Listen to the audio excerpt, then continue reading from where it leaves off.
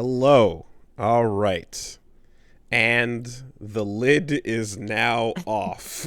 Merry Chrysler, everyone. Happy holidays. Merry Thanks, Christmas. Jesus, for Yeah. whatever. Yeah. Yeah. No, we can after holding that all back, just like, hello, hi, good day. Don't just save it. Let's get live. Now that we're live. Attention, First of all, all Susie. Bayo nutters. Hello. We have all finished the game. Anyway, Hi. Yes. Hi, Susie. How are you? I'm good.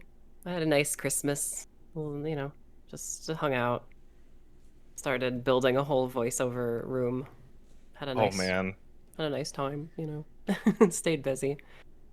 Watched a particular stream of a video game of a man and his buddy going insane over the ending of something. Some good Christmas watching there, yeah. Not Yes, too bad. yeah. All right. Yeah, how was your totally. Christmas, Wooly? How'd you do? I was okay.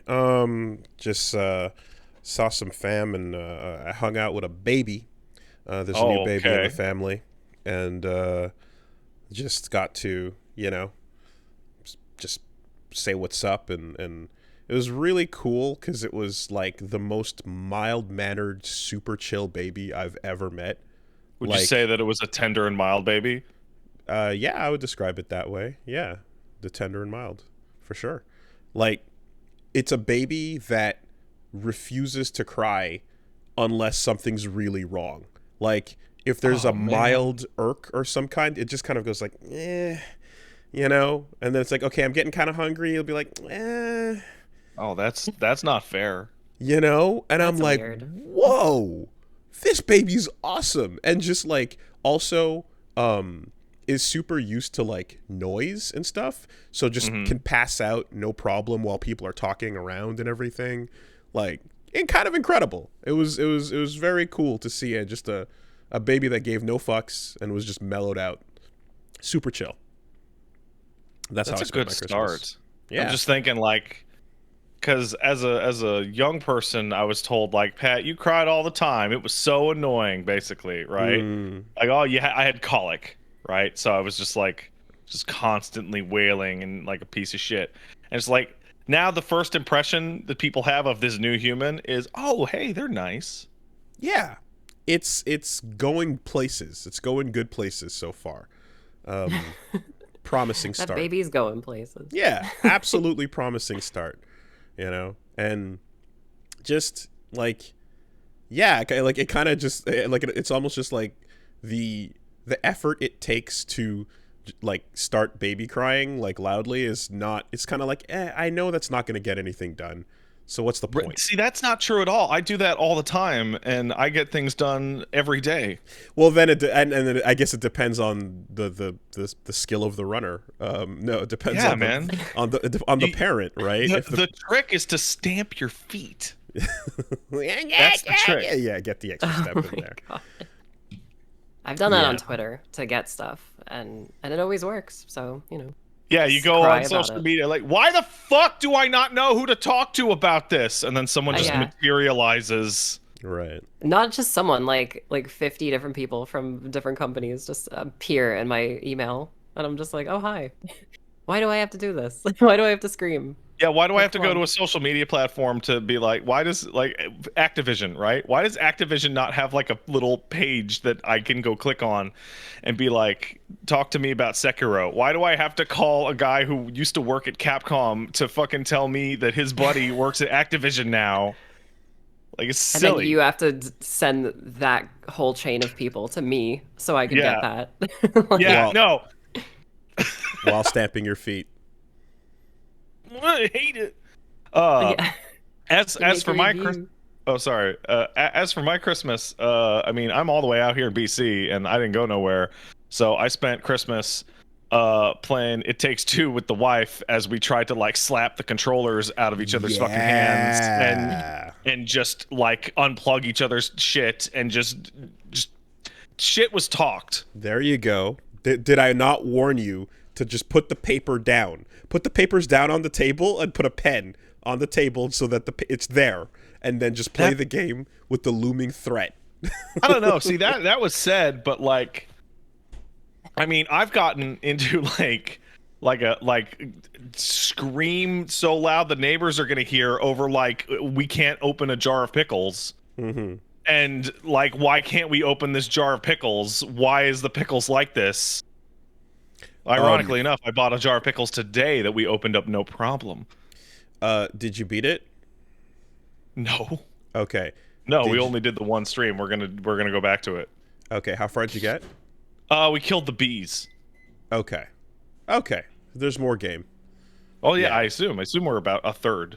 Yeah, there's more relationship. Mm-hmm. Yeah, okay. A relationship ending, is that what it is? I mean, it's a game about it. It's the No Way Out folks, you know, Faris and such. Yeah. Yosef Faris, but it's about a divorce essentially, and a couple falling apart while a kid is trying to just be a kid. Well, how weird is depressing. that book though, eh? That book is a piece of fucking shit. That book is such an asshole. That book is like Dr. Oz on the TV going, "Hey man, eat this fucking roots and it'll cure your ass." But about love. Yeah. No, and it specifically is doing the like the mustache and accent and booty shuffle to like get the kids all like look at the funny character. Like the book is ruining your life. He is bordering on so nefarious that I am almost expecting him to go, "Hey, you know what keeps the girl around? If you poke a hole in your condom." Like that dude's an asshole. Have you tried rhinoceros horn? Hey, just oh my god. Yeah, it's a really weird character, but like it's the type of character that again the kids would love if you were playing this game with your kids. He's gonna mommy and daddy are gonna get back together and we're gonna have one Christmas instead of 2 or 3 Christmas. You know. But anyway, yeah, so we'll see how that goes. But one thing that's really good about it is like every level has a unique way that you co-op with your partner. It's fantastic. It's really fun with that. It's really funny because we talked about we're talking about a game in which it was fantastic and it's about divorce. And now we're going to talk about a game in which I wish everyone in it got divorced. Yeah. Well. Okay. All right. How do we start here? Here I have a suggestion. Let's say some nice things. I have some nice things I would like to say about Bayonetta 3. We're talking about Bayonetta 3. We're going to talk about all of Bayonetta 3. We're going to spoil everything in Bayonetta 3. If you don't want to hear about Bayonetta 3, you should fast forward probably like an hour. So, so I just finished Bayonetta 3, and I finally got around to it, and you know, you guys, everyone, rightfully, you know, put the warnings out there, and I'm like, okay, but let me experience it myself. But here's what I want to like open up with. I have to reiterate, Paris is unbelievable. Paris is one of the best levels in the entire franchise to me. I agree. I loved it. I don't know when it just comes down to the design of it, the pace, the weapons you get, the way it goes down, and then the payoff. The mini games in Paris, like usually when we would talk about like the, you know, Kamiya will force you to enjoy his childhood mini games. You kind of are like, all right, how long is this going to go for? But they worked really well in the shmup section, and it worked again with the rhythm game with Balls of Bull, right? Like I kind of the mini games in Paris are better than the mini games in the other parts of the game. So that was big. The other thing is, by the end, I can definitely say that going in worried about what I heard when it came to the weapon switching and the feat equipment being gone, this is better.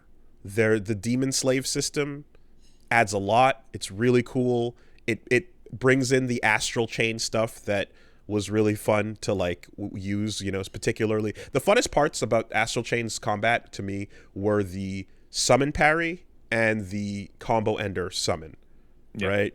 those two in particular, like the timing based summons, are really fun, and using both of those, and as well as making it so that every slave move you do is buffered slow enough that you can then release it and continue to fight alongside of it, is wonderful. I could see, again, just a lot of the ideas that they definitely had for the advanced version of that being in Scalebound, they just fully incorporated here.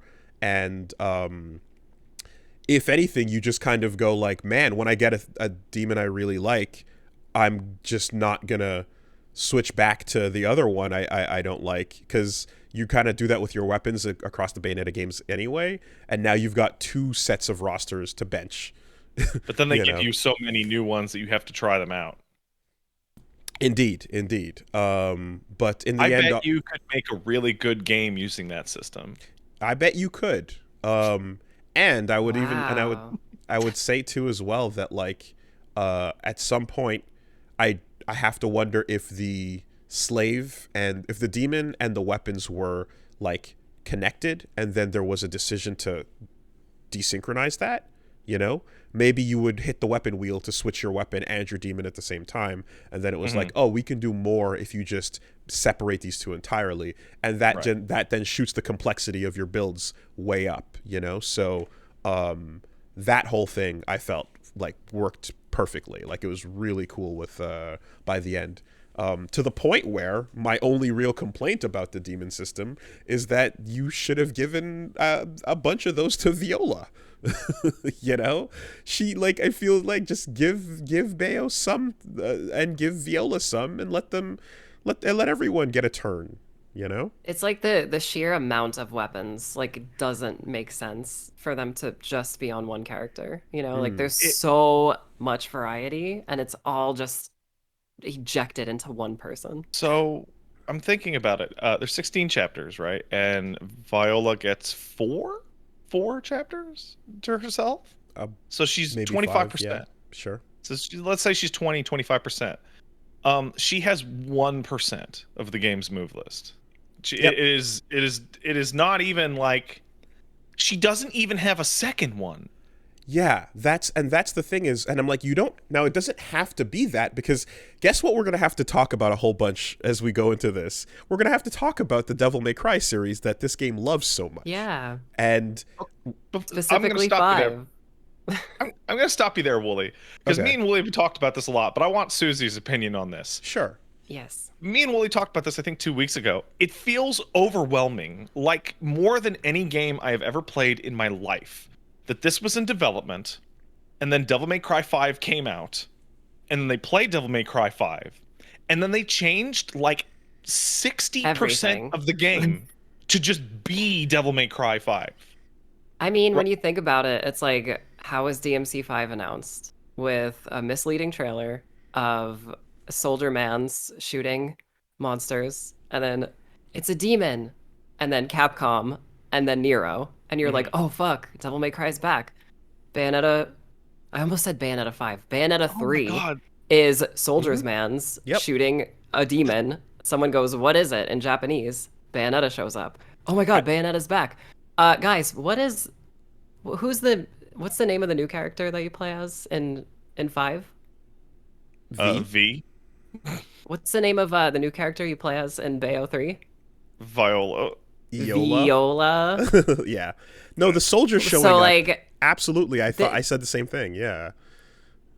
Like they just like at some, like you guys said a while ago, like at some point during development, DMC 5 comes out and then all of it changes. Like it's like overwhelming. I mean, it's a pretty big spoiler, but even like Viola gets a very Nero-like moment. It's just in the middle of the game and not at the end of the game, where she fights her dad and gets a whole new form, you know? See, but the GDC talk, a devil trigger. You got to put that at the end, though, you know? And you know what? I felt it when it was at the end. I didn't feel anything when it was in the middle. I was really confused.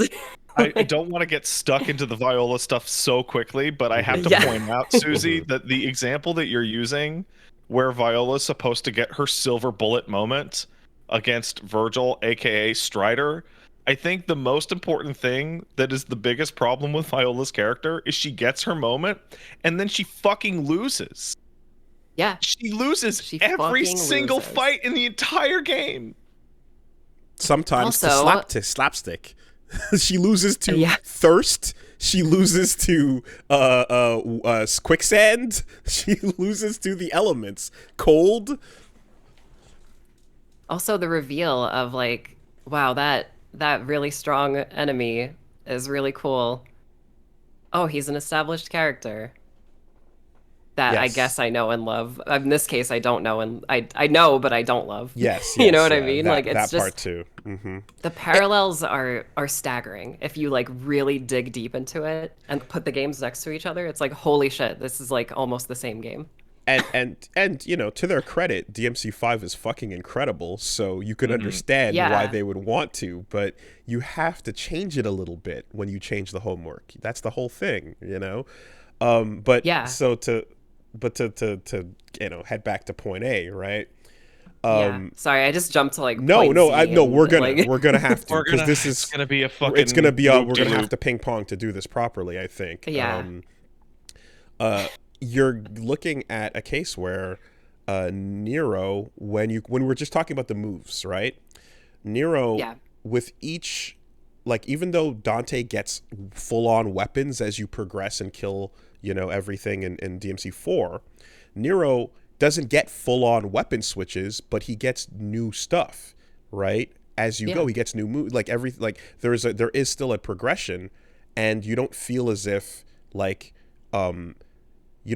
Nero can't keep up with the advancements that Dante is getting as you play through it, right? So Viola kind of being stuck, and then you just get the trigger, and that's it. Is like it, and the trigger it's not fully a devil trigger as much as it is like It's bad. a controllable screen clear, you know. Hey, let me ask you about It's that reminiscent trigger. of the screen clear in Bayo 2, where it's just like you just pop that and then you just mash a button Mash and the you could kill buttons, everything pretty much. Yeah.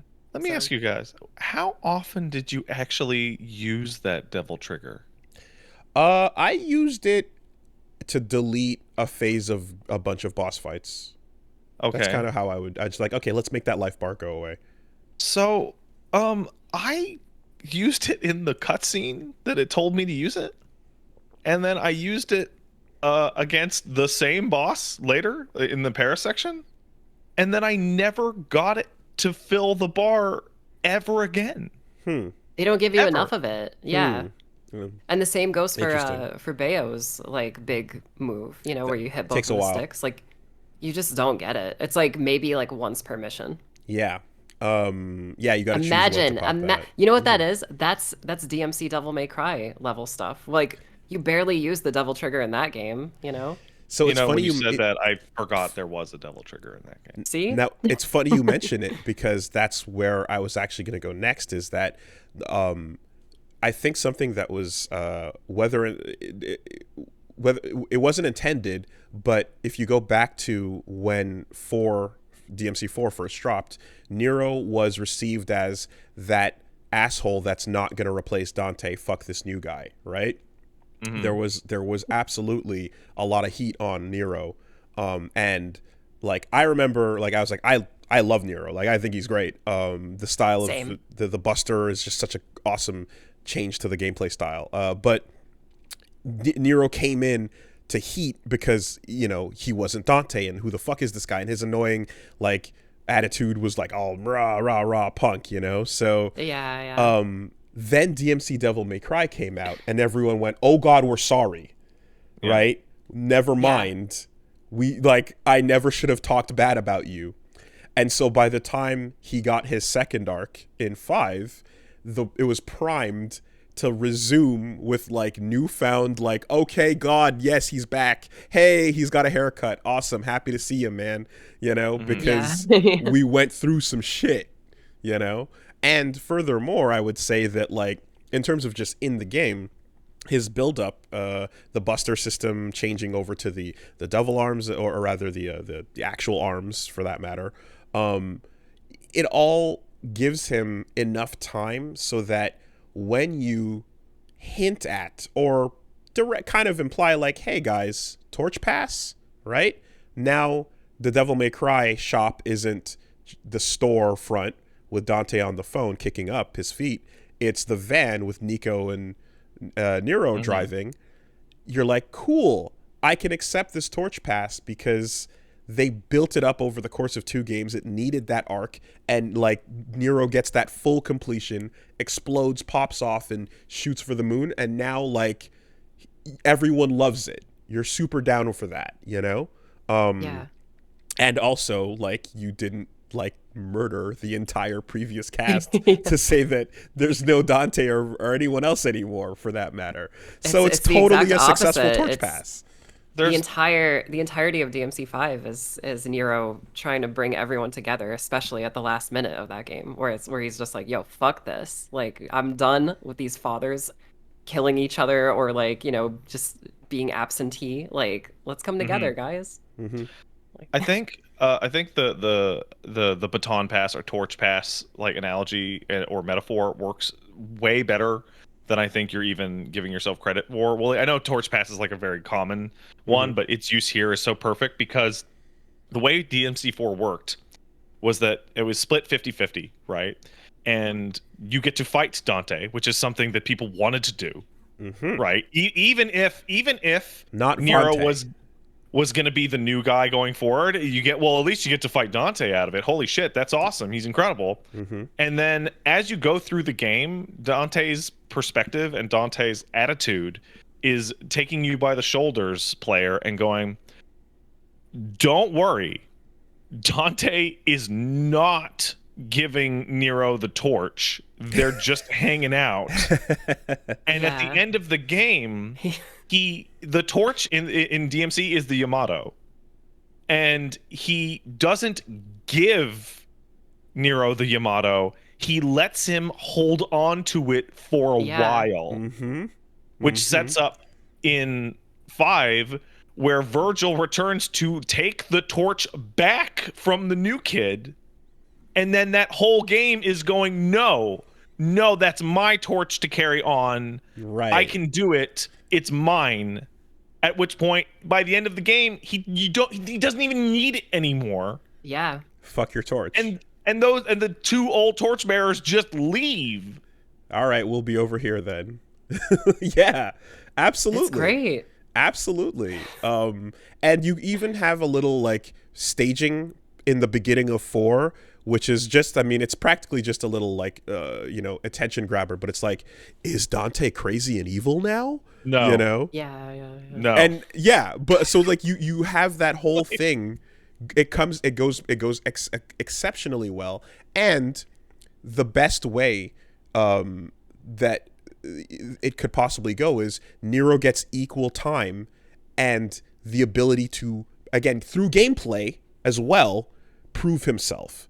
Not just, hey, a new character shows up, but we're only going to give them the bonus chapters. With like a super fun, highly developed combat system that is like just so much fun to use, you know, not a fucking parry that is like worse than the accessory that helps you parry. It's so much worse. It's so much worse. The reward is worse, and then you throw out your round trip, and then you don't have that, and then you have a dodge, but the dodge is pretty worthless, right? Like, there's a bunch of different ways they could have addressed that. Like, I was like, oh, maybe make the dodge a real dodge only when your round trip is out, or something, anything, whatever. Hey, sure, why not? You know, like a backup plan, yeah, but exactly. It doesn't go that way, and instead you get this like cramming of an arc into a game where you barely got to know this character, and they, like, I go into this as well, actually, like, open to Viola as a new character, because when I first saw her, I was like, okay, give me some of that Travis touchdown energy. I'm down for that. Like, if you're this kind of like, fuck you, but I'm a new witch and whatever, but like if that's sort of the presentation up front, but then there's more to it, I was open to the idea. I kind of was coming into Viola with like a receptive attitude, and she's cool looking. Yeah. Yeah. And then it starts not delivering and then going down from there because she goes into literal anime character like I need water, my stomach is hungry, growling noises arcs as filler I couldn't episodes. believe that part. And I'm like, Yeah. why are you throwing filler episode like content on a character who needs more screen time to do things that matter, to establish You know what's yourself? really funny? I was actually streaming at the same time as you, Wooly, when you were doing that part. And Yeah. people were coming into my stream and they were like, oh, Wooly's like going insane at Same thing happened to me. It was the great. Egypt level. And I was like, why is he going insane at the Egypt level? I thought the Egypt level was pretty good. And then I remembered that there's a whole Egypt level where you play as, because I thought they were talking about Bayo's part. Yeah, no, the first Egypt level is No, the trash. first one is, it's insane. Like, it's so bad. Like, So I don't know if like what I heard about these were open world levels repurposed into linear levels is true or not. Oh man. But if that is the case, it makes sense because they're so wide open with so much nothing yeah. as you're trying to just wander to the next checkpoint. They look easy to design compared to your regular levels. But then it's empty, you know? And China felt the same way. Like China was crazy. it's China big. and the like hub world, like I think you guys called it the Sonic Frontiers. I've world. called it Yes, Sonic the Sonic Frontier Frontier world. Yeah. Yeah.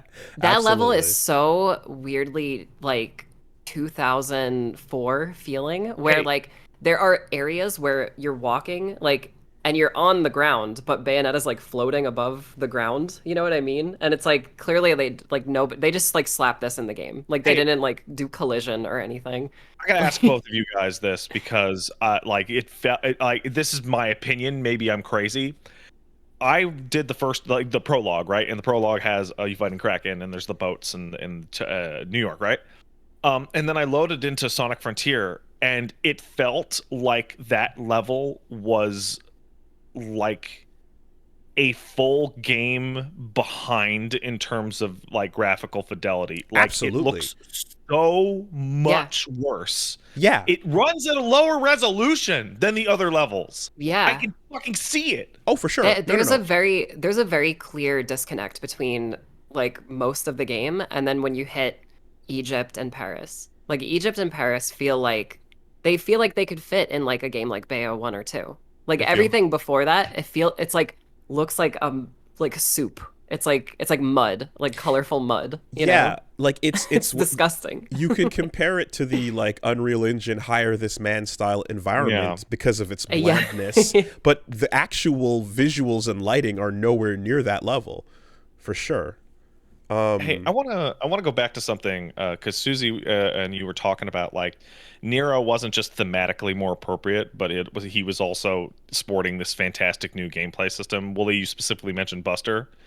NieR's introduction into 4 was so perfect because all the enemies are made for NieR, right? So you have Snatch and you have Buster, and you learn how Snatch and Buster works, and Snatch and Buster are literally the best moves in DMC 4. And then you switch to Dante, and you're like, "Wow, look at this race car! Look at all these buttons!" Right? Oh man, I wish I had Snatch. Yes. Yeah. Yes. Oh, I got a stinger back to them. Right, I remember that. Okay. Right. Oh, trick. I can trick. Okay. How do I? Oh, fuck! I knocked him away. Yeah. Dodge Macabre. No. Get back over here. Shit. You're like, And- I've got to upgrade like a whole like play style to get back to them. Like, holy shit. What the fuck? Absolutely. You miss a piece of Nero's kit when you switch over. Yeah. So much. You do that, right? And then the last fight in NieR's campaign is against Sanctus, which you manage, and then he loses to Sanctus not because he's a weak character, but because he makes a logic mistake. Like he slams him into the statue instead of the floor.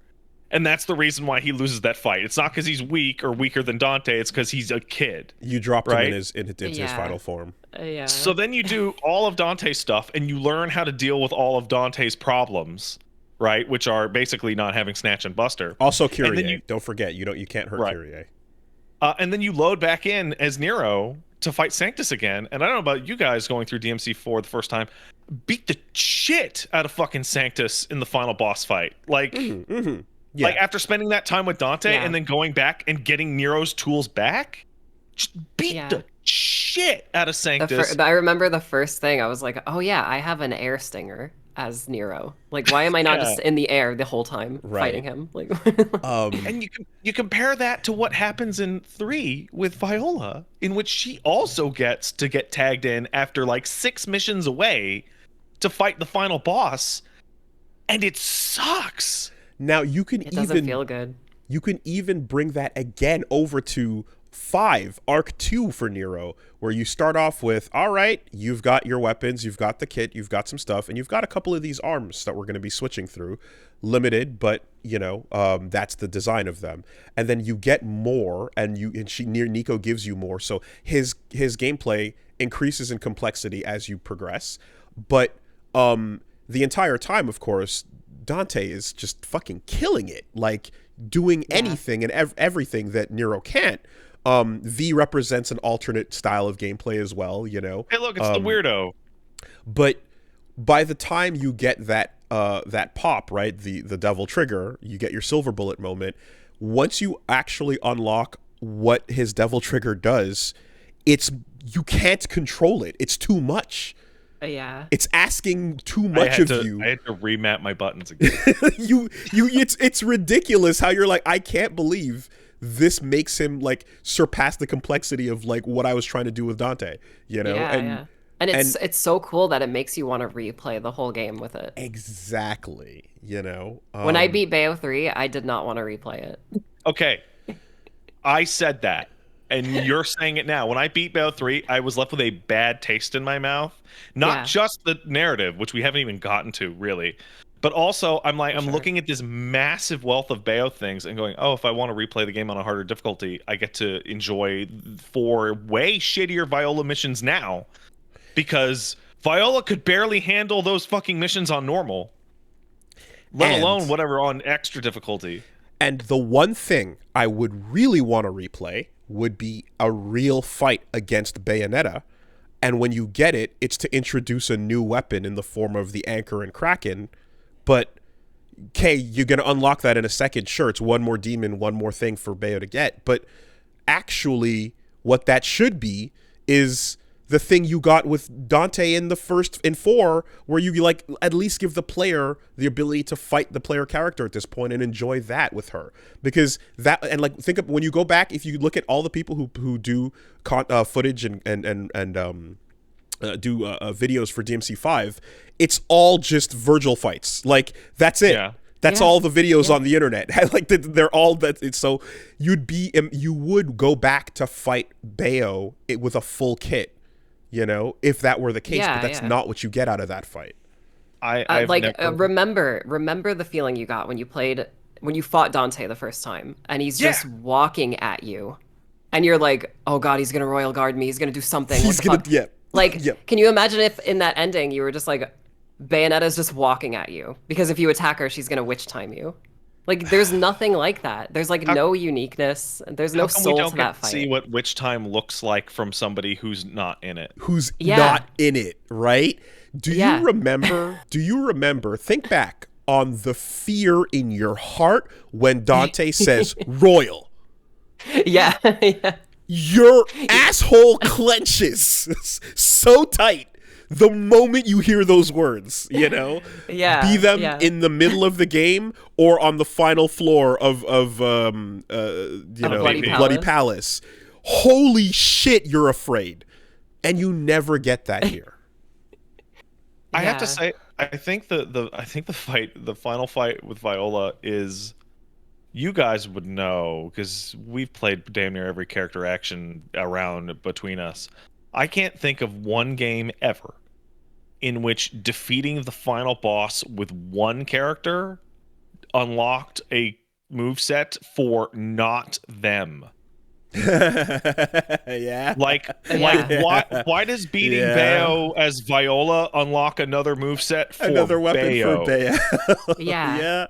Yeah, because it was a preview for that weapon. That's what it was, right? Like, why doesn't she give her like Scarborough Fair or something? Yeah. So, like, doesn't make any sense. So another thing, you have Wicked Weaves now. Great.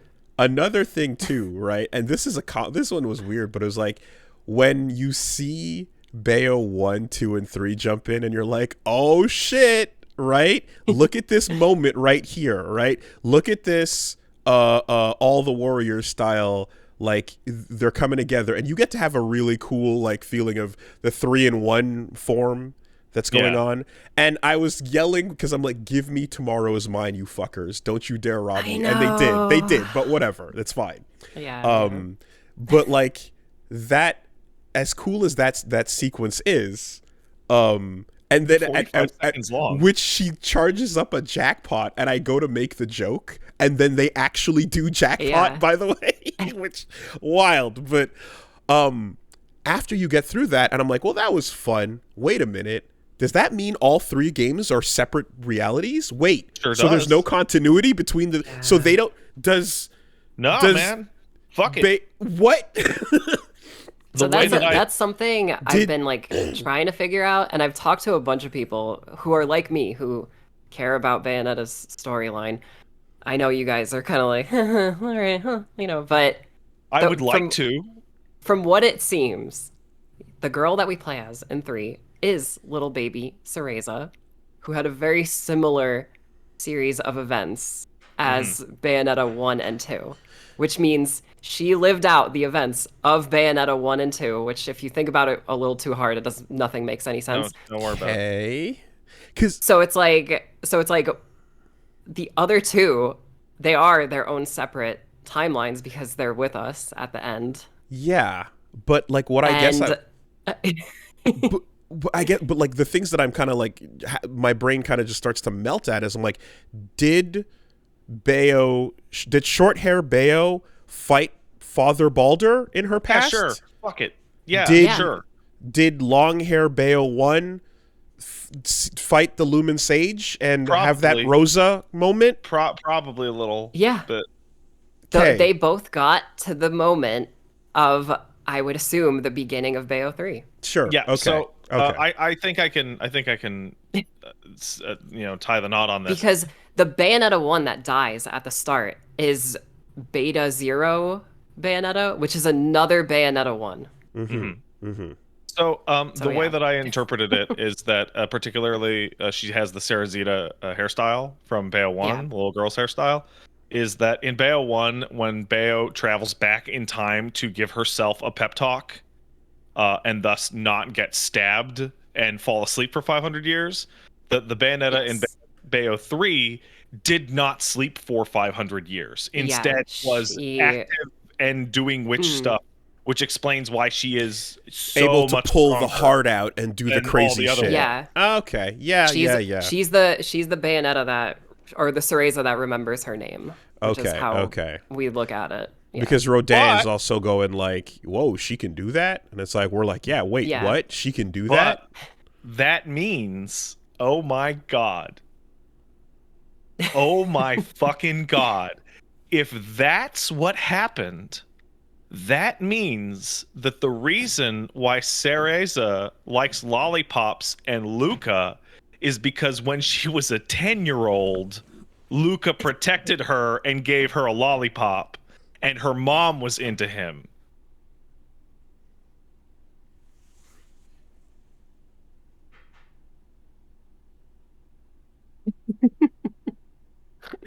Wooly, do you remember in your LP when you were like, it's not as bad as the 3rd birthday?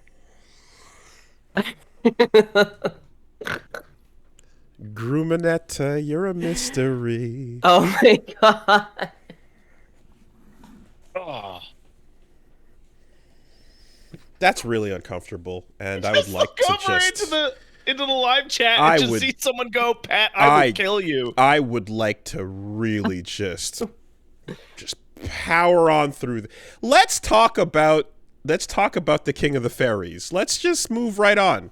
God damn it. Just you mean Lucaon? Lucaon. I couldn't looka.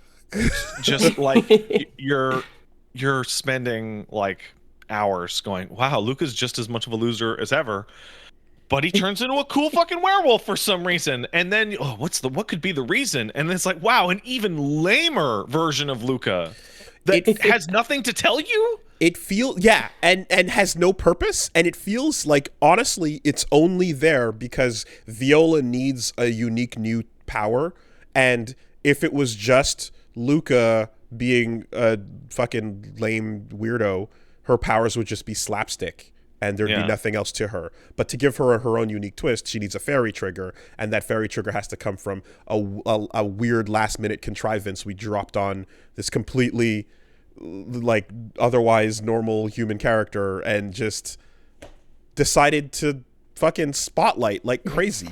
I disagree. Which isn't it's not something that's not something new to the series, but in the other games, whenever a last minute contrivance happens, it's usually pretty fun and not just fucking stupid. I have a real problem, and this is aside from like the general plot structure. Like the way these games are written is really strange because you keep having these contrivances, and anyone, you don't have to even be particularly media literate, can go, why does this contrivance here? This contrivance is here to explain this, right? And someone wrote it down like, okay, well, we want Viola to have a fairy trigger and have a cool like Tara Branford kind of looking thing. Yeah, it's a trance. What could, and we want to have a werewolf monster that also has cool fairy stuff. So how do we do that? We'll do right. And you go, okay, so it's explained. Lucaon explains why they're fairy werewolf monsters. Okay. And you have just extracted one back and gone, now instead of wondering about that, people are going, who the fuck is this? And we've made no progress at all because now I'm just confused about this other shitty new character. Why are they there? And he goes, oh, the Malta fucking shut up. And I don't like it. It didn't explain anything. It just moved it over one scene to introduce himself, and then another for him to show up at the pedestal of singularity and die? Just stand there.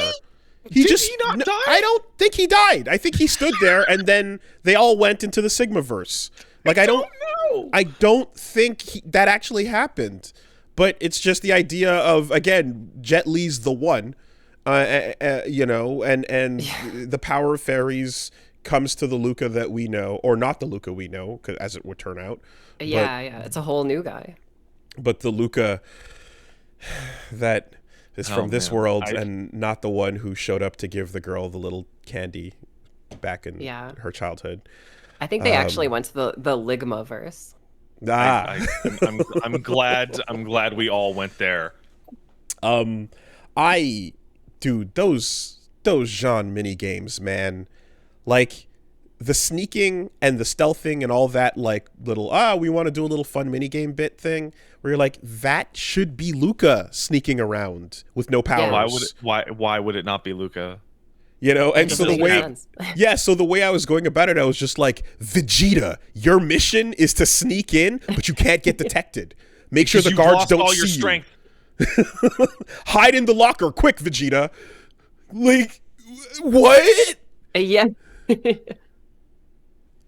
You know, and I get it because there's the angle of femme fatale, like, you know, the spy hunter, you know, that you want to kind of go for with like spy action Jean, and then QDJ and so on.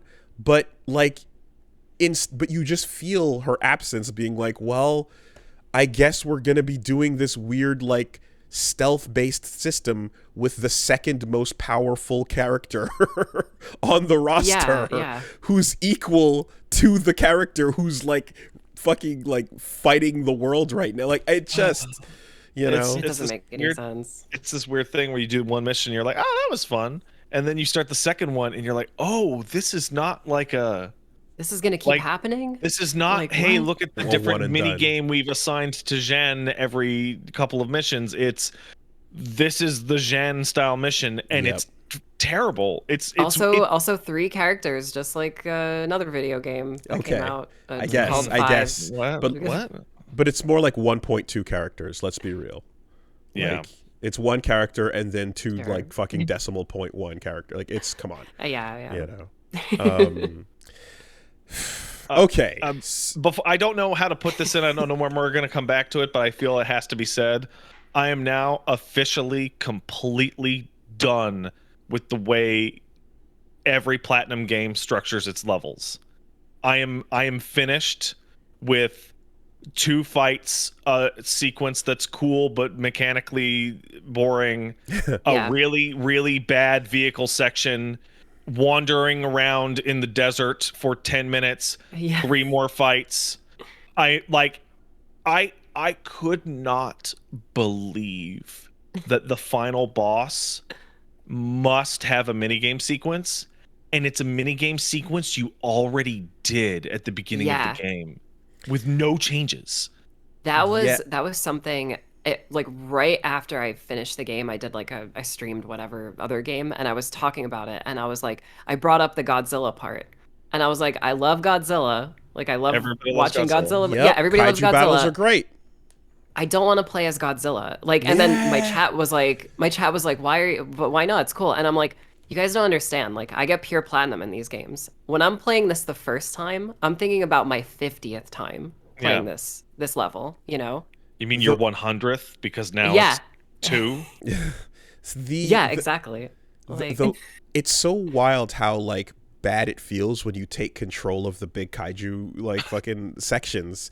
And, I had the spider one was infamous with me because the camera rotates as you turn. And hey, I didn't have as much trouble with the spider one, but I will tell you, I totally agree. The spider section was like the worst part of the whole game. Felt abysmal. The thing with the Gamora bits is that, like, as bad as it feels there, the one where it goes side scroll and you do a little punch out style, like, mini game, I enjoyed those. I thought that style of kaiju battle was slow, but like the counter system and stuff was fun. I didn't mind those at all.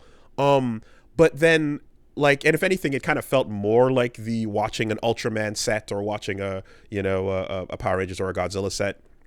But when you go back to the bad one towards at the end, when you're doing like this slow, you don't even have the full move set. I was trying to do like some of the beam and it's like, no. Oh, I was talking about the punch out one as the bad one. Oh, because I think the other one's worse. Okay, I think the other one's worse. So the other one is worse, but it's super fast. Like that section is like literally 25 seconds long. The punch out ones are trash because you soon discover that you can react to his attack on reaction. So you can do the block one on reaction, but the other 2 you can't react to, and you're fucking rolling dice. You're kind of guessing. You are guessing. So if you throw out a tail whip, and then halfway through your tail whip, he throws out a tail whip, and it somehow manages to collide with yours. Here we go. We're all the way at the edges of the screen again, and now we have to come back slowly. Fair enough. Like I hated it. Like I just couldn't figure it out. The main reason why, like, the other one bothered me more is because it felt like because the camera was in a place where you feel like you should be doing the stuff Bayo can do, but you can do so much less. And you don't even get like you said, you don't even get your real moveset for Gamora. No, they gave the moveset to Butterfly, right? She gets the moves you unlocked with her, but Gamora doesn't, so anyway, and you just kind of you sidetrack over to that stuff, and you're like, I kind of just want more verses where I can just fight as Bayo and do all the cool shit that I've been able to do up until this point.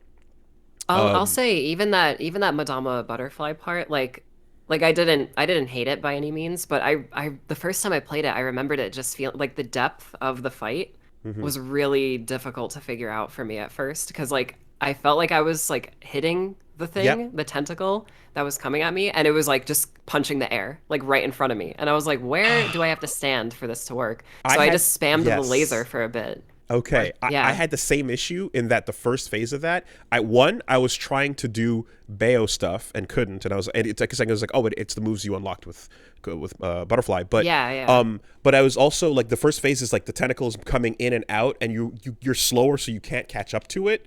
So I was like, please make it not just a peekaboo in and out tentacle fight. And then the second phase is where the dudes drop. You're like, okay, there's people here I can hit, but either way, you don't like, these cutaways are, they're downgrades from main control, Susie brought up a perfect point, which is more than any other genre ever, character action is like, I beat it, cool, I'm gonna sit down and beat it again. I'm gonna sit down and then beat it a third time, maybe a fourth, depending on what's in there.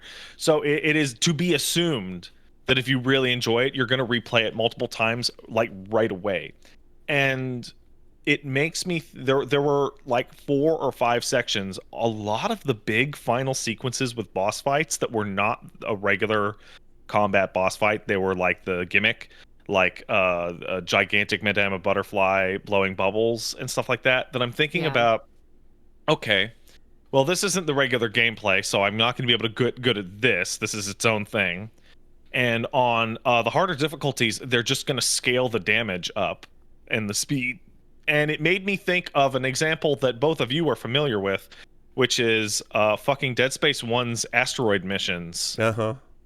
And how those are like bordering on impossible on the harder difficulties, and that they are harder than, they are like a full order of magnitude harder than everything else in the entire game. Yes. But they're not the game that you want to be playing. Right. So I'm looking at playing through Viola, and I'm looking at playing through these sections on hard or nonstop infinite, and going, oh, cool, I can't wait to sit down and play for 90 minutes and have 50 of those minutes be me try to blow bubbles at this fucking angel in this fucking shitty tiny mini game that is way harder than the fight I had to do to get to it.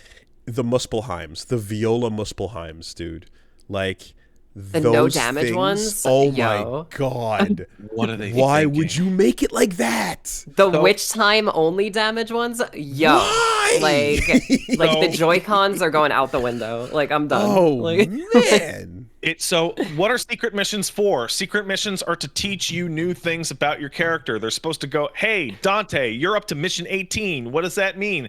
That means that you have Trickster level 3 unlocked. Okay, here's a complex platforming challenge that looks impossible, but if you use Trickster level 3, you can ace it, no problem. Hey, look, now you have increased movement awareness.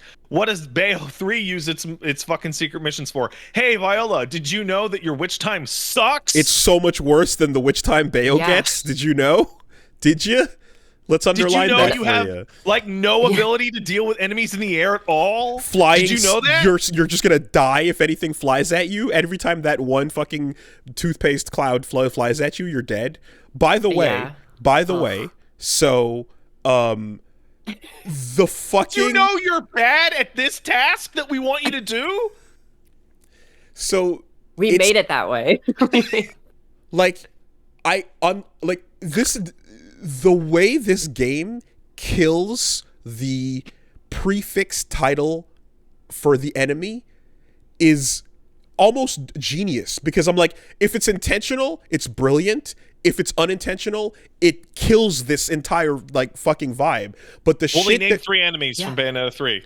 I mean, I'm saying like the Nimbo, Cumula, Stratospherus. It's not even about that, right? The shit where we're like swindler of fucking progress, right? The icon of sin, the things that you like go, oh, let's fucking pop off at that title. Yeah. They're so generic from the jump in this game. They're the most, and I guess they're human and they're boring and they're, first stress, security, whatever. Okay, nonsense, right? Nympho, Scrotal, and Chlamydia, like my favorite enemies in Bayonetta 3. And it's like, again, desk office job titles for every one of these things. You stop caring about them immediately. You stop reading them, because we used to do a thing where it's like, okay, Reggie would read the title, I'd read the name, or vice versa, or whatever. It stops mattering to read whenever you read it. And then by the end of the game, and again, maybe it's just like, oh, this is not Inferno or Paradiso, it's human, so it doesn't matter. It's so generic that they give up on it and just start dropping serial numbers.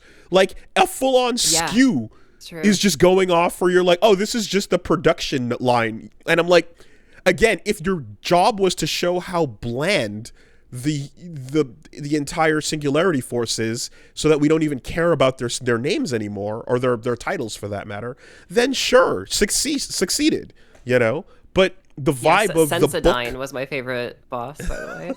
Sensodyne. the vibe of the book opening and introducing, you know, the angel or the demon to you, and then like their fucking infernal title was such a cool thing. And it's like, man, who cares? Who actually cares? Why are you reading this? I just answered so I said, hey, name 3 enemies, and I did that because I can't. I literally can't. And then I sat there for the whole time you were talking, trying to figure, can I remember 3?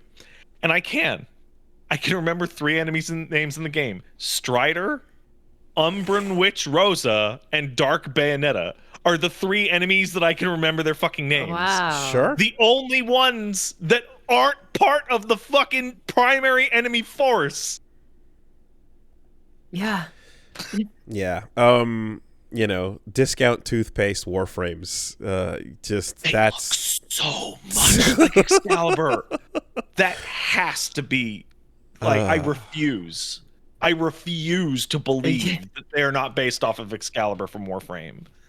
Yeah. It's the same color palette, just a little greener instead of gray. And you know, and I was like, again, I was like, are you gonna drop something that like approaches or rivals Embracer of Extremes when you get to Singularity? And you're like, no, you're not. Anyway, all right.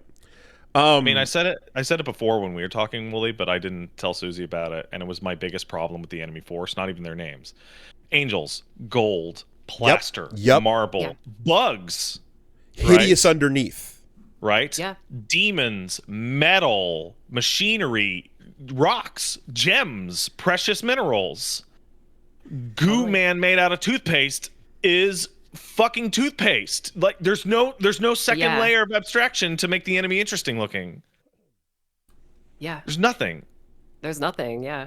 It sucks. It fucking sucks. That's what I hate about, okay, I'm jumping ahead just a tiny bit, but that's when people when I say that, like, I didn't really like Bayonetta 3, like, for whatever reason, everybody just goes to, oh, you didn't like it because Jean and Bayonetta aren't a couple. Oh, like, yeah, no, I totally. didn't. Oh, yeah, that's no, it. That's I it. Oh, no, you don't understand, guys. I didn't They're like just the mad. video game. They're just like, mad because the straights win. That's why. It's totally it, right? That's, yeah. I don't care about, like... I saw that. Yeah, like, it was constant when I first played it, and I did my, like, tweet where I was like, you know, Like, and how people were much just else like, can we discuss around, like, without even getting to that point, you know? Yeah, we've literally been talking for about an hour, not even about that. I mean, honestly, like, just even romantically, right? When you're looking at, you're just like, okay, let's say you write a new character in that's going to be the character that Bayonetta falls in love with, right? She's like, she feels too good for anybody, but you know what? You could do something with that, right? I remember when I was like, you see Baldur popping off when he's young and you're like, okay, Rosa, I see you. I get it. You know, I see it.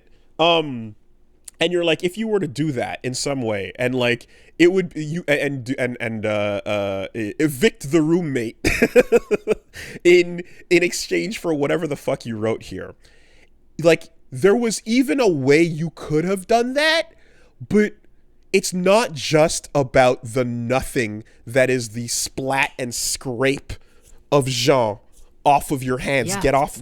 How dare you die on my hands like a bug? Gross, right? It's where we landed was the worst possible target of the entire franchise to throw that in with, because his role has been just the weirdo that, again, I was going off on that, right? Like the beta orbiter that waited long enough. Hey, like to come back around. This might be a little out there, but at least Pete Davidson is funny. Okay? Luca's not even fucking funny. Like, yeah, Bayo let him hit it because he's goofy, but he sucks. He's not funny.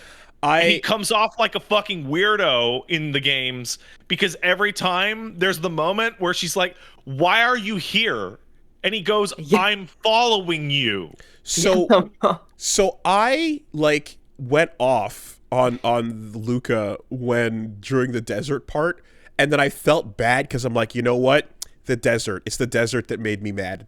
I took it out on him when we were just ranting about Viola, and fair enough, that was just the worst part of this game to me. Luca was annoying, but you just tolerate him because the previous games are doing what they're doing, you know? But, like, now that you have to actually pull up the microscope and fucking go like, okay, wait, what was he doing? And it's like, the first game, he thinks Bayo killed his dad, and then he's super wrong, and then that's it.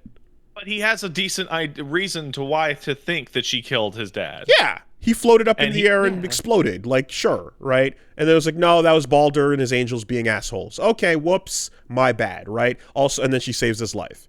Second game, I'm going to swing in and just get this child off the stage so that you can go all out. That's the extent of it, really. I'm sitting here and I'm imagining a storyboard of Bayo 2, and someone goes, do you want to put Luca in the game? And someone went, here and here you can put him. Okay. He's the one who takes Loki out of the scene. Yeah. And let's play the music. Let's do the bit, right? Let's do it like like let's be real, like Wonder Blue, you know? We got the rose and like we're doing the super like I think I'm suave, I'm a charmer, but I'm just a loser, yada yada. And you're like, okay, again, Bayo needs some balls to step on. She needs, she needs to be crushed. Fine. Sure. Enzo's she already literally kicks Luca like 15,000 feet into the air, like in Bayo 2. Like hilarious. So just okay, so obviously I'm gonna preface this. I'm a straight guy. Okay, I'm a straight white guy, so I'm part of the gang that should be happy with the fucking. Yeah, I was gonna bring this up. Oh my god, I was actually gonna bring this up. Okay, so like, listen, okay. Am I horribly offended that Bayo's not gay? No. Am I horribly offended she ended up with Luca? Yes, absolutely. Am I aware there's no other character in the cast they could have paired her up with to have a baby? Fine. Did Viola need to be the kid? No. That's where I end up going for. And like Susie, you were saying, it's like, is the fact that Bayo's not together with Jeanne, like, did I ever expect that? No, I never expected that. Because they never explicitly, they kept not going there for some reason. That for a million years. Yeah. Right? Yeah. But, despite, like, people that worked on the game, like, teasing it for years. And the artwork and the fucking, again, like, ripping the sheets off, get out of bed, like, love is love, yada, yada. But you know what? Like, again, if you wanna just, hand wave that, you hand wave it then. But the part that actually did get me about it was you go through Egypt, and Egypt is as gay as they get. It's crazy. Like it's like there's no male characters in Egypt. Like men might not even exist in that fucking universe the way that it's portrayed, right? And they both have the best designs, and it's the visually coolest level, and it has the best weapons that you get out of it, and they die for each other. And then you get like a couple hours later and you're like, Luca and me are together in every timeline. We are the cosmic OTP. It's like we are Adam and Eve, and we're going to give birth to Jesus, Viola, Bayonetta. Every time. You will never escape this pairing. I didn't see that in Egypt, though. Like, where was it? Oh, man. I was gonna say, like, Naruto when I was screaming, and Sakura get together cosmically in every universe. Fuck you, shippers. Too bad. I was gonna say earlier when I was screaming, like, I was gonna bring this up. Like, I get it. If you look at me as a person and a content creator and the things that I've said over the years, if you approach me and you're like, oh, you didn't like Bayonetta 3 because there weren't lesbians in it. You can't say that anymore when Pat and Wooly are like the straightest motherfuckers on the planet, and they don't even like this shit. Like, you can say it all you come want on. because we're just doing it for points for whatever, like Oh, yeah, all for that sure, disingenuous bullshit. Like, But at the no, end of the the point- day, what was served was garbage. It's not what yes. when you lifted the tray and presented us with something, it wasn't the thing that we were expecting and hoping for. All right, what's there when the smoke clears? If you Fucking got to the end of garbage. Bayonetta and you were having a Devil May Cry 5 level experience, and you were like, this is, oh my god, what an incredible game. And then Luca and Bayo decide, hey, we're together and that's how we had the baby and we're madly in love, whatever. I'd be like, oh, that's a little disappointing because Luca sucks, but oh well. But it's all of it, and it's the how do I put this? It's tough to untangle, right? Because there's, oh no, Bayo's not gay, sad, terrible, it's horrible. Yeah. Reason why that's terrible is because, one, she ends up with Luca. Two, that saddles us with Viola, who is like a fucking albatross around the game's neck. And three, that leads to the actual worst part, which is a character that I really like, Jen, dies and no one cares. Yeah, for no nothing. one gives a shit. Like assassinated. Like, it is crazy how the don't look don't look behind you bit, like in her case, it happened so suddenly that I'm like, like I said, I didn't believe it. I was like, yeah, that's a Thanos snap. Yeah. It doesn't matter. It's not real, right? It was so just fucking disrespectfully nothing, you know? Like, and when she comes back, like, after being, like, all the Bayos are released from Fuckface's shell or whatever, like, she comes back and helps you, and then the game is just like, no, guys, she's dead, though. Like, she's still dead. Like, look at her fade away. And like, Do they even talk? And like, no, I mean, like, I don't understand what, and that's the thing, is the way the witches all like die here, right? What does the game want us to feel in those moments? Because you feel like, oh, that sad first one, you know, in Japan, and then you go on, and then they start getting so like unceremoniously just like offed. It's bad, right? Where by the one in France, it's actually the pop off of the Balzable fight. Like, you see the French Bayo explode, and then Balzable's like, da-da, and you get the fucking, you know, the score, and you're like, that was such a cool sequence. What am I supposed to feel when am I yay, she's dead? Like, what was that, you know? Because I'm sure you guys feel the same way. I don't really enjoy seeing one of my favorite characters die over and over again in every single level. Game. Yeah, really? Yeah. No? Huh. Like, what is this game? You know what dawned on me in podcast retrospect? What dawned on me in retrospect is when you read the story of what I was calling a Bayonetta, or the Chinese Bayonetta, you read her dialogue, her backstory, where like she had a general that she you know had a relationship with, and you're like, was that General Luca? Was there a warlord Luca that we didn't see in this Chinese warlord storyline? Luca slapsticking. Oh, he fell into the fireworks. Oh no! Whoop whoop whoop. The very first podcast that we did after I had gone through most of the game, and Wooly, you had started. Luca No, I beat it before you started playing it. Oh my. And Wooly had seen Akiba's Akihabara Bayonetta fucking get iced. Bayonetta, and he looks me in the eyes and goes, "Oh man, I hope this isn't just a story where we just watch our favorite character just die over and over and over." And I literally didn't know what to do, because I'm just like, oh. You're just like, all right, yeah, okay. So what I ended up doing is telling Wooly to look behind him, which he did not understand, and physically looked behind him. And I wanted to plant that seed because it's infuriating, and it only gets worse and worse and worse and worse. You have built up these characters like ever. Does that ever happen to her in the first game? Like, I could maybe think of one moment where Jean like steals her little her moonlight pendant because she's not paying attention. Like, Bayonetta's supposed to be a character that's like no matter what's happening, like, she gets out of it.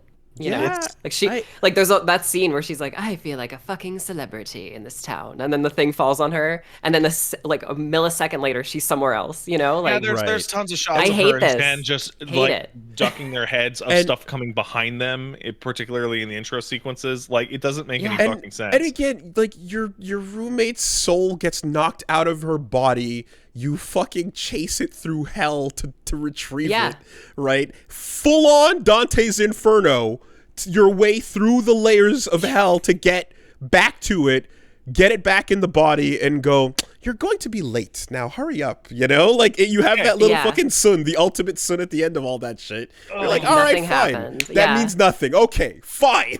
Yeah. Fine. Yeah, now let's get back to business, you know? So meanwhodle, Rodin is just polishing glasses as the universe comes to an end, you know? I don't and understand. in that, by the way, in that moment that you just described, Wooly, Rodin like helps you at one point, and it's like a huge pop-off moment. Like, where the fuck is this guy? Because like, where is he in 3? At bare minimum, he wants Alrune as a demon weapon, you know? At bare minimum, right? And he's got, like, if you're like, Rodin is self-interested and doesn't care about the you know, the Bayos and the worlds of the universe dying or whatever. It's like, okay, but at bare, you know that he wants his souls, right? And that every time a universe is getting wiped out and all this shit, he's losing out on all that. Like, you know, it beggars belief that Rodin doesn't do anything, because it doesn't even it's not even consistent with anything.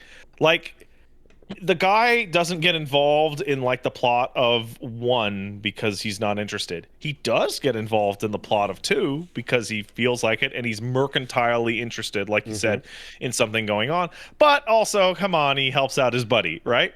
In 3, the entire multiverse is being crunched into a dot, and every single thing everywhere is being killed.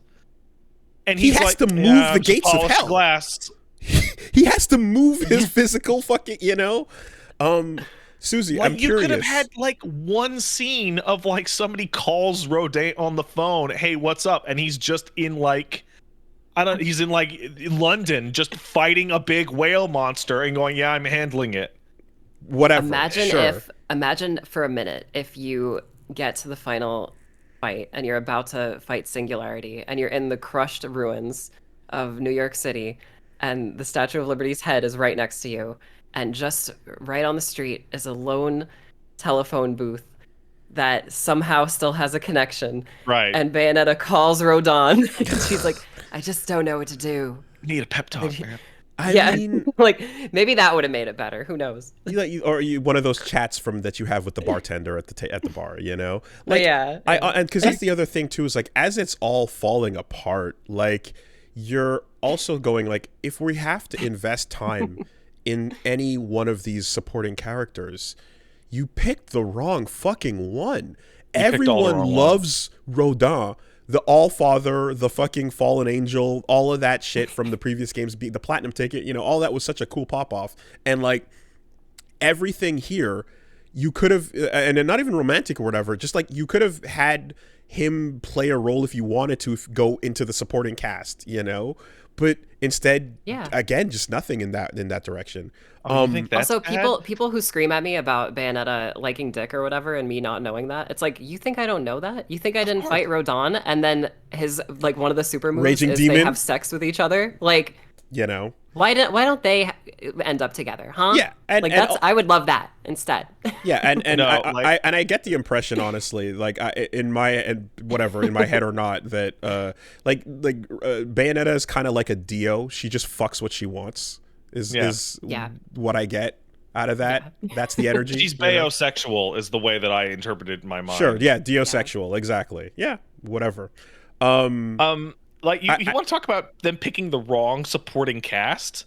Like, we've been shitting on Luca for hours, like an hour and 20 minutes now.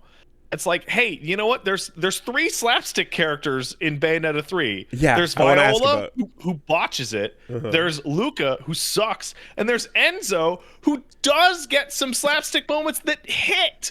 When he's French fucking Enzo is chasing after Arsène Bayo in the car. In the car. World is Yeah. He's like, oh, I'll get Constable, you. That's fucking hilarious. Enzo. Yeah. Yeah. So I was going to ask, like, Susie, in the first level when Enzo's family is murdered and they just open ass and dump on him. Like, did that hit you dead? Weirdly? Like, it hit me at all? It was very bizarre for me because and it was kind of like a tone setter, like right away for me to just be like, huh? Like what? And yeah, I mean that part is shitty, but then like right after it, you get Viola being like, I'm your or no, she's like, you're my yeah. And then like and I just knew we were gonna go downhill from there. But yeah, it just Bayonetta 3 Bayonetta comes off like a sociopath. Like where before in Bayo 1 and 2, you get the feeling, okay, Bayonetta doesn't really care. She's bayosexual. She fucks whatever, blah, blah, blah. But, like, at the end of the day, it's the end of the day. She still saves people. Like, she still, like, helps save the world and the universe, even. She goes through the trouble to go into an alternate pocket dimension so that people around her don't get murdered by her fight. Yeah. Exactly. In Purgatorio. Once. Like New York is getting massacred, and that's when she decides to do her strip scene, which by the way, fucking sucks compared to 1 and 2's strip scene. They didn't bring back the same choreographer. I thought they did. I was told that it was not because you look at it and I could be wrong, but my gut says that it's not the same choreographer. I think I'm thinking of Yuji Shimomura. Like he worked on this game, but there's only one. He did? There's only one scene that I feel like he actually directed. Look like stuff at all. And it's the office scene where they're when they're going through the Platinum office. Yeah. Like that's like the coolest fucking part. I feel like that's the only thing. That was great. I feel like that's the only thing he made, you know? But yeah, I don't know. The whole fucking thing is weird. Like you Bayo's looking at her alternate reality self. And they're smarm, and then her alternate reality self gets decapitated and eaten in front of her, and she goes, "Darn!" Like, yeah, I know it's not what happened, but in my memories, like Enzo is crying over his family and having a supervillain origin moment, and Bayo's in the background just. Just popping and locking. It's just like it's crazy. And you're just like, yeah, you're supposed to, I guess, just look at that and go, well, sucks for Enzo. He's really funny, guys, right? Right? Yeah, that was dark. Like, no, that was weirdly dark. Like she still catches Enzo and the car and throws the car and him, and he lands safely in the first game. She doesn't throw him into the fucking concrete. You know what I mean? Like.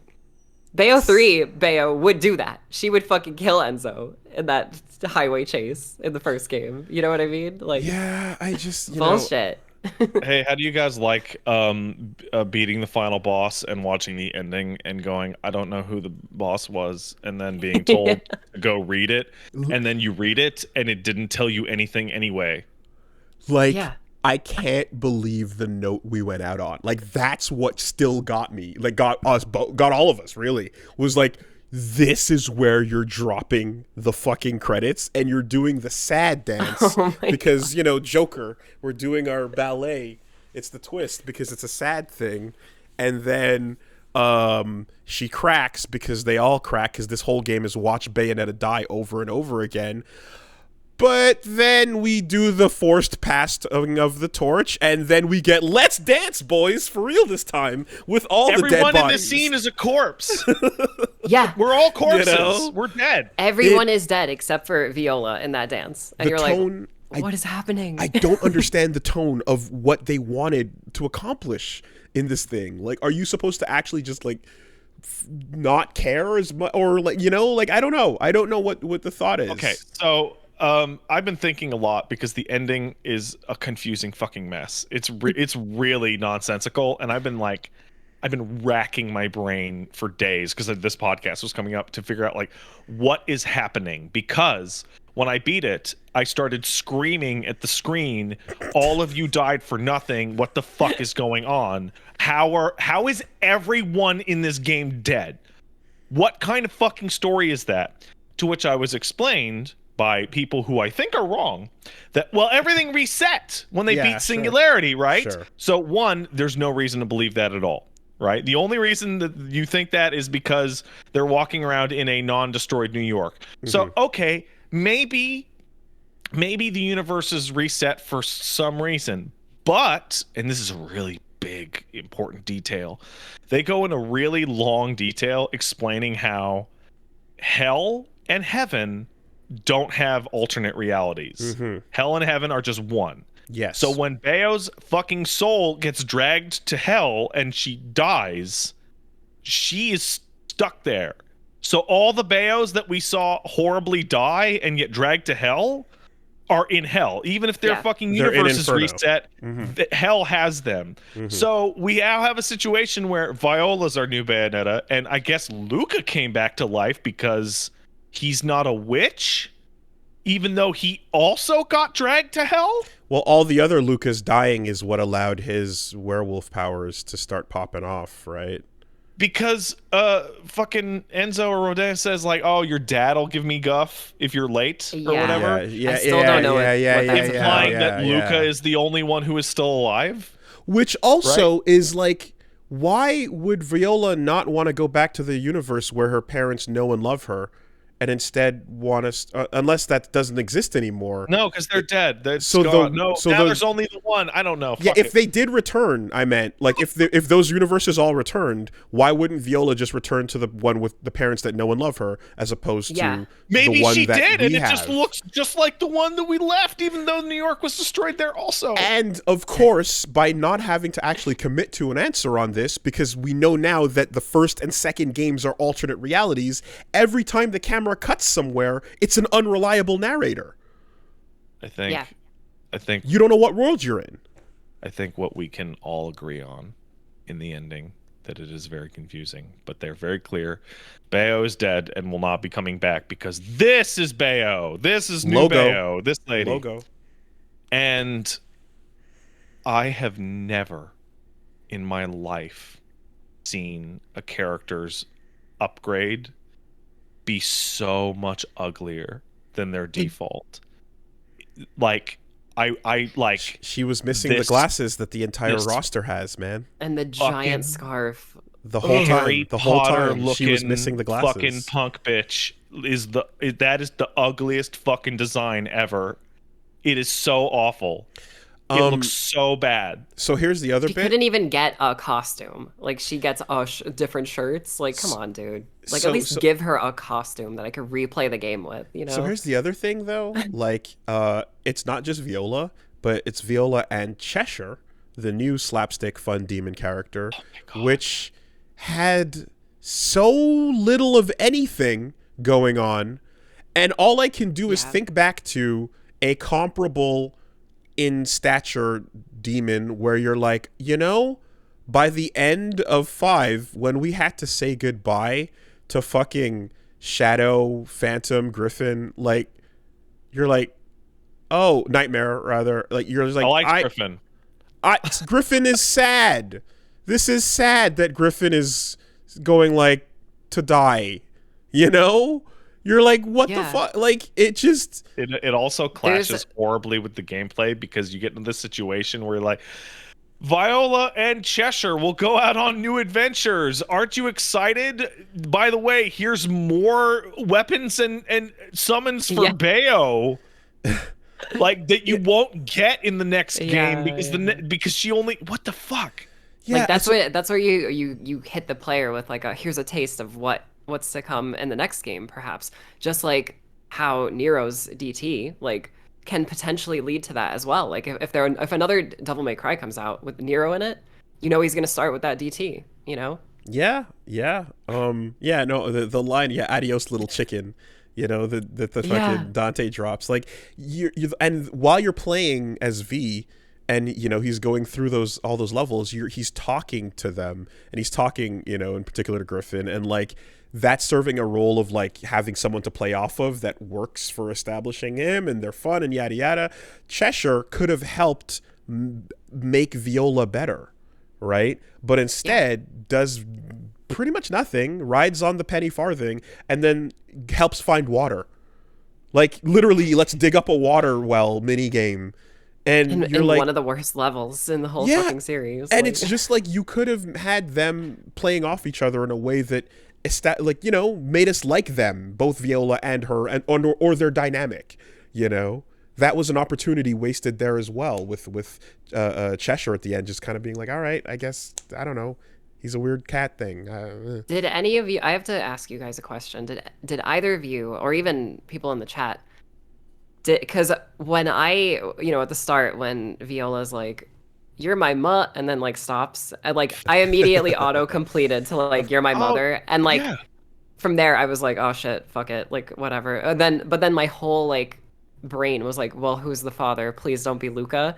But when I finally played as Viola and I did my first double jump. Oh yeah, no, yeah, 100%. And the fucking zip line came saw out. the I zip was line. like, yes, I was exactly. like, oh no, it is Luca. 100%. There's no way out of it. So so what happened? Like, what happened with me was I made a joke earlier where I said like I'm half expecting there to be a cutscene where Jean and Bayo are talking, and then Bayo goes, "Really, Jean?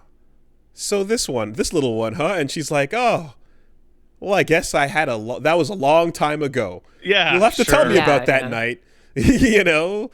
Or whatever. Yeah, just something. Yeah, and I based on that, I was kind of like, oh, are they literally doing Virgil and Nero, right? Where it's like it's Jean's kid with Luca or something to that effect. But that obviously did not turn out to be the case. But the response to that moment is kind of what made me go, oh no, I hope I didn't nail it, you know? Yeah. I mean, that like following the podcasts, like it was just like when Pat is like, "Well, you have all the pieces.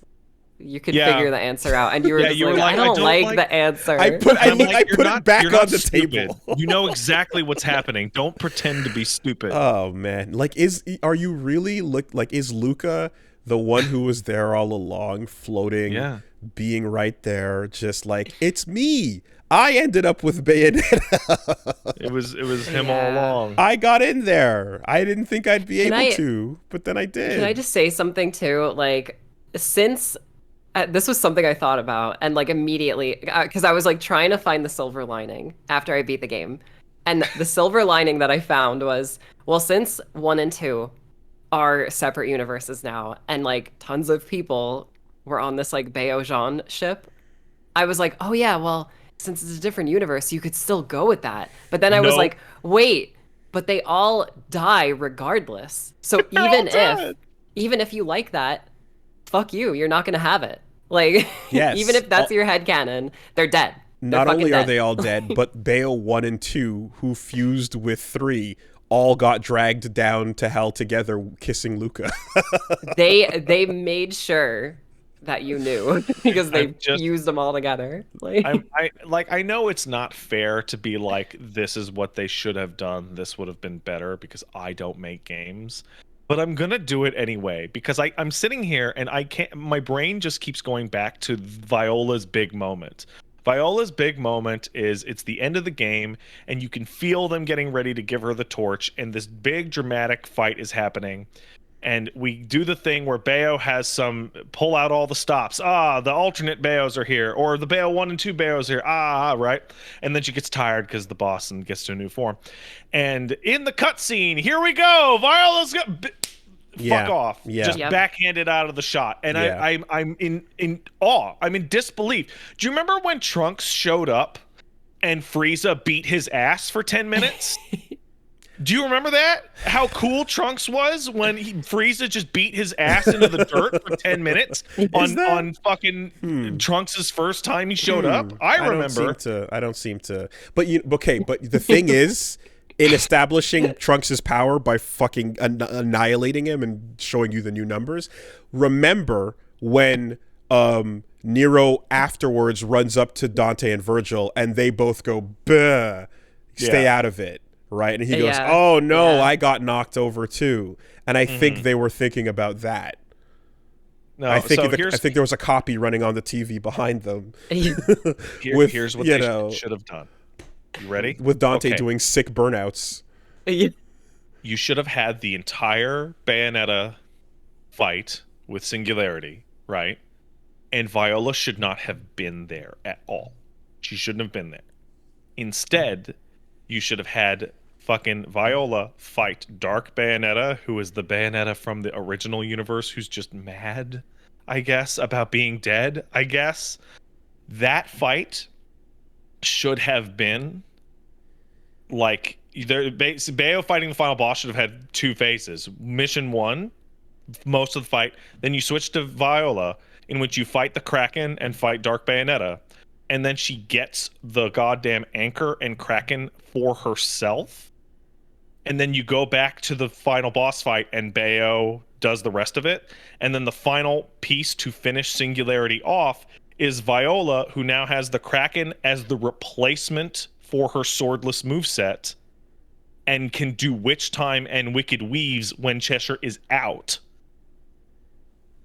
Dude, Yeah. I mean, anything. And then you would It could have been actually anything. beat the boss because using your cool new character. The answer being give her another weapon. Yes, absolutely. Like there's just all versions of this all work. You know what else they should have done? They should have made Singularity matter in some way, shape, or he's just some fucker. I know. Dr. Sigurd Larry. And you look it up. Yeah, I saw a comment, Sigurd D. Larry. That's because when that's in the LP when Jean is like, I'd like you to meet Dr. Sigurd, and I'm like, last name Larry, like on the fucking card, you know. And you're like, you know, that guy in the beginning with the scar on his eye that like Viola watches die. I was like, oh, I was kind of looking forward to seeing that guy. Luca. No, what? Stop it. That was her dad. Stop it. Listen, he was a fairy under there. I was hoping to come back to that guy because I was like, oh, I like his design. It would be fun to see if he's actually anything. No, of course not. Nope. Why would it be? He just shatters to pieces. All right, I'm going to ask everything else in this game. I'm going to ask Wooly this because I know Susie knows, and I know because I hate it. Wooly, who is Singularity? A scientist decided to go his own way. No, he's the AI of a homunculus robe factory that just decided that all the universes had to be the same because like there's nothing. Oh, he's an AI dude. Yeah, he's a robot.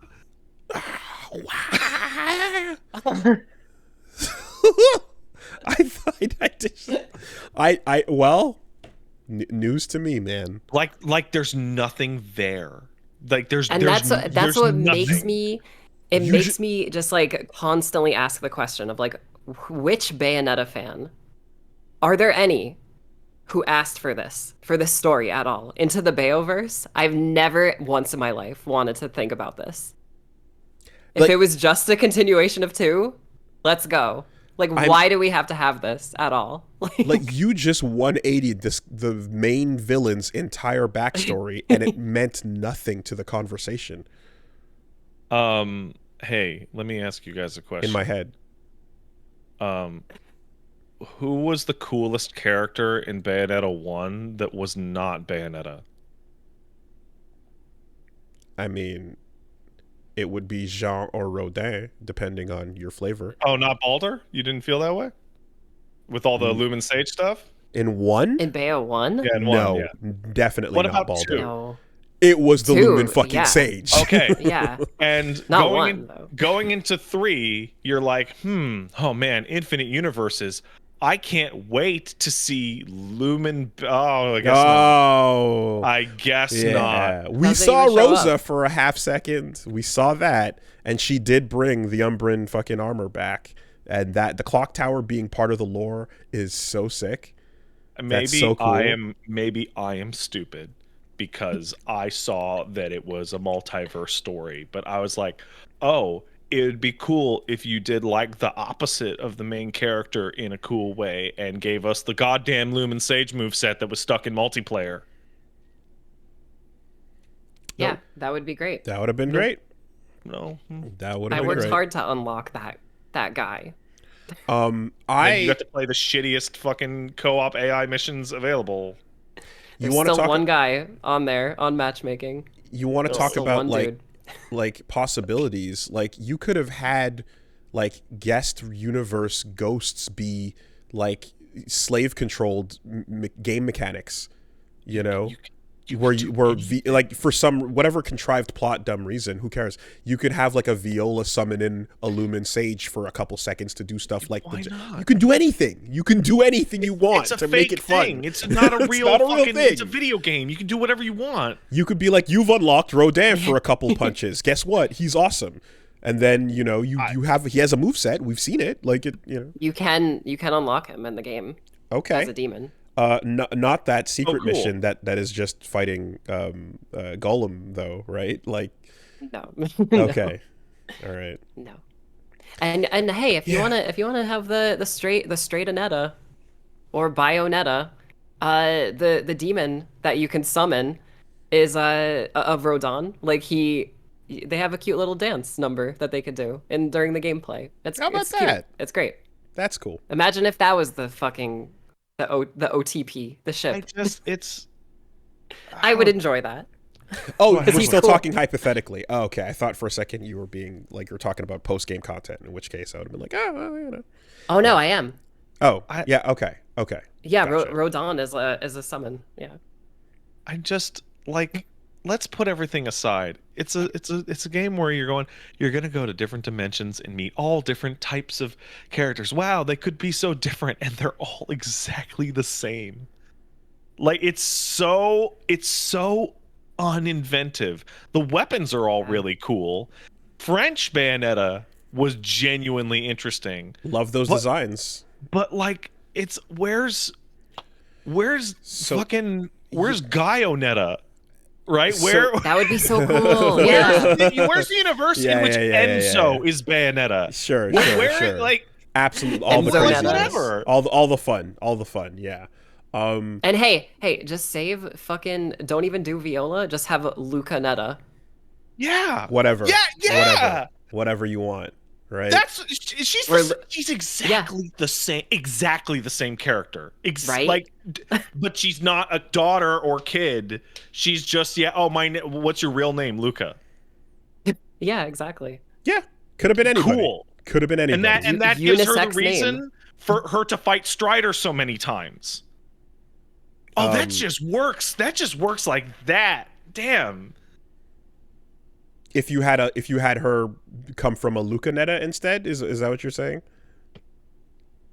Well, no. If Viola was just Luca, from an alternate, right? Okay, then that's why she fights Strider so many times, because it's the two halves of and then she can be a big werewolf later. Where's Werewolf Bayonetta?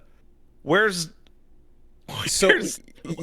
so many. Yeah. Look at Spider-Verse. Yeah, exactly. Where's Black and White Bayonetta? Where's Cartoon Bayonetta? Spider-Verse Where's Bayonetta existing from Wonderful 101? Holds up a comparison point. 100%. Right.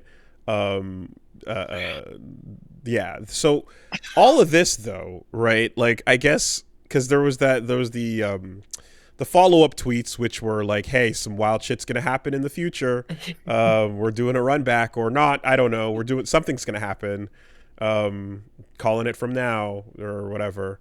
I guess I'm just like, what do you do with what you've set up here? Because like it's either the ultimate run back, which undoes what your ending set up, or it's tripling down on it, which both are really weird. I don't know what the implication is for what the future is, but if you were to do something that was essentially like undoing Viola as the new main like passed torch, wouldn't that just be like, we controlled Z, sorry, oops, go back?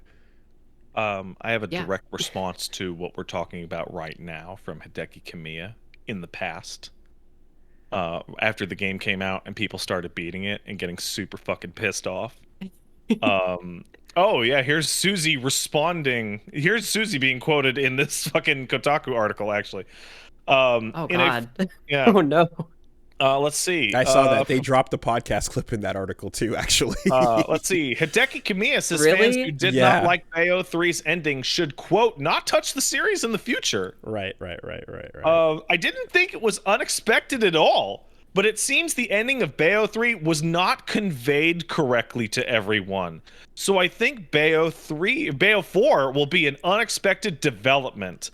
After all, when Bayo 4 comes out, I'm sure there will be people who say you added that as an afterthought, so I'll say it now. Oh, wow. This is what I was referring to. Yes.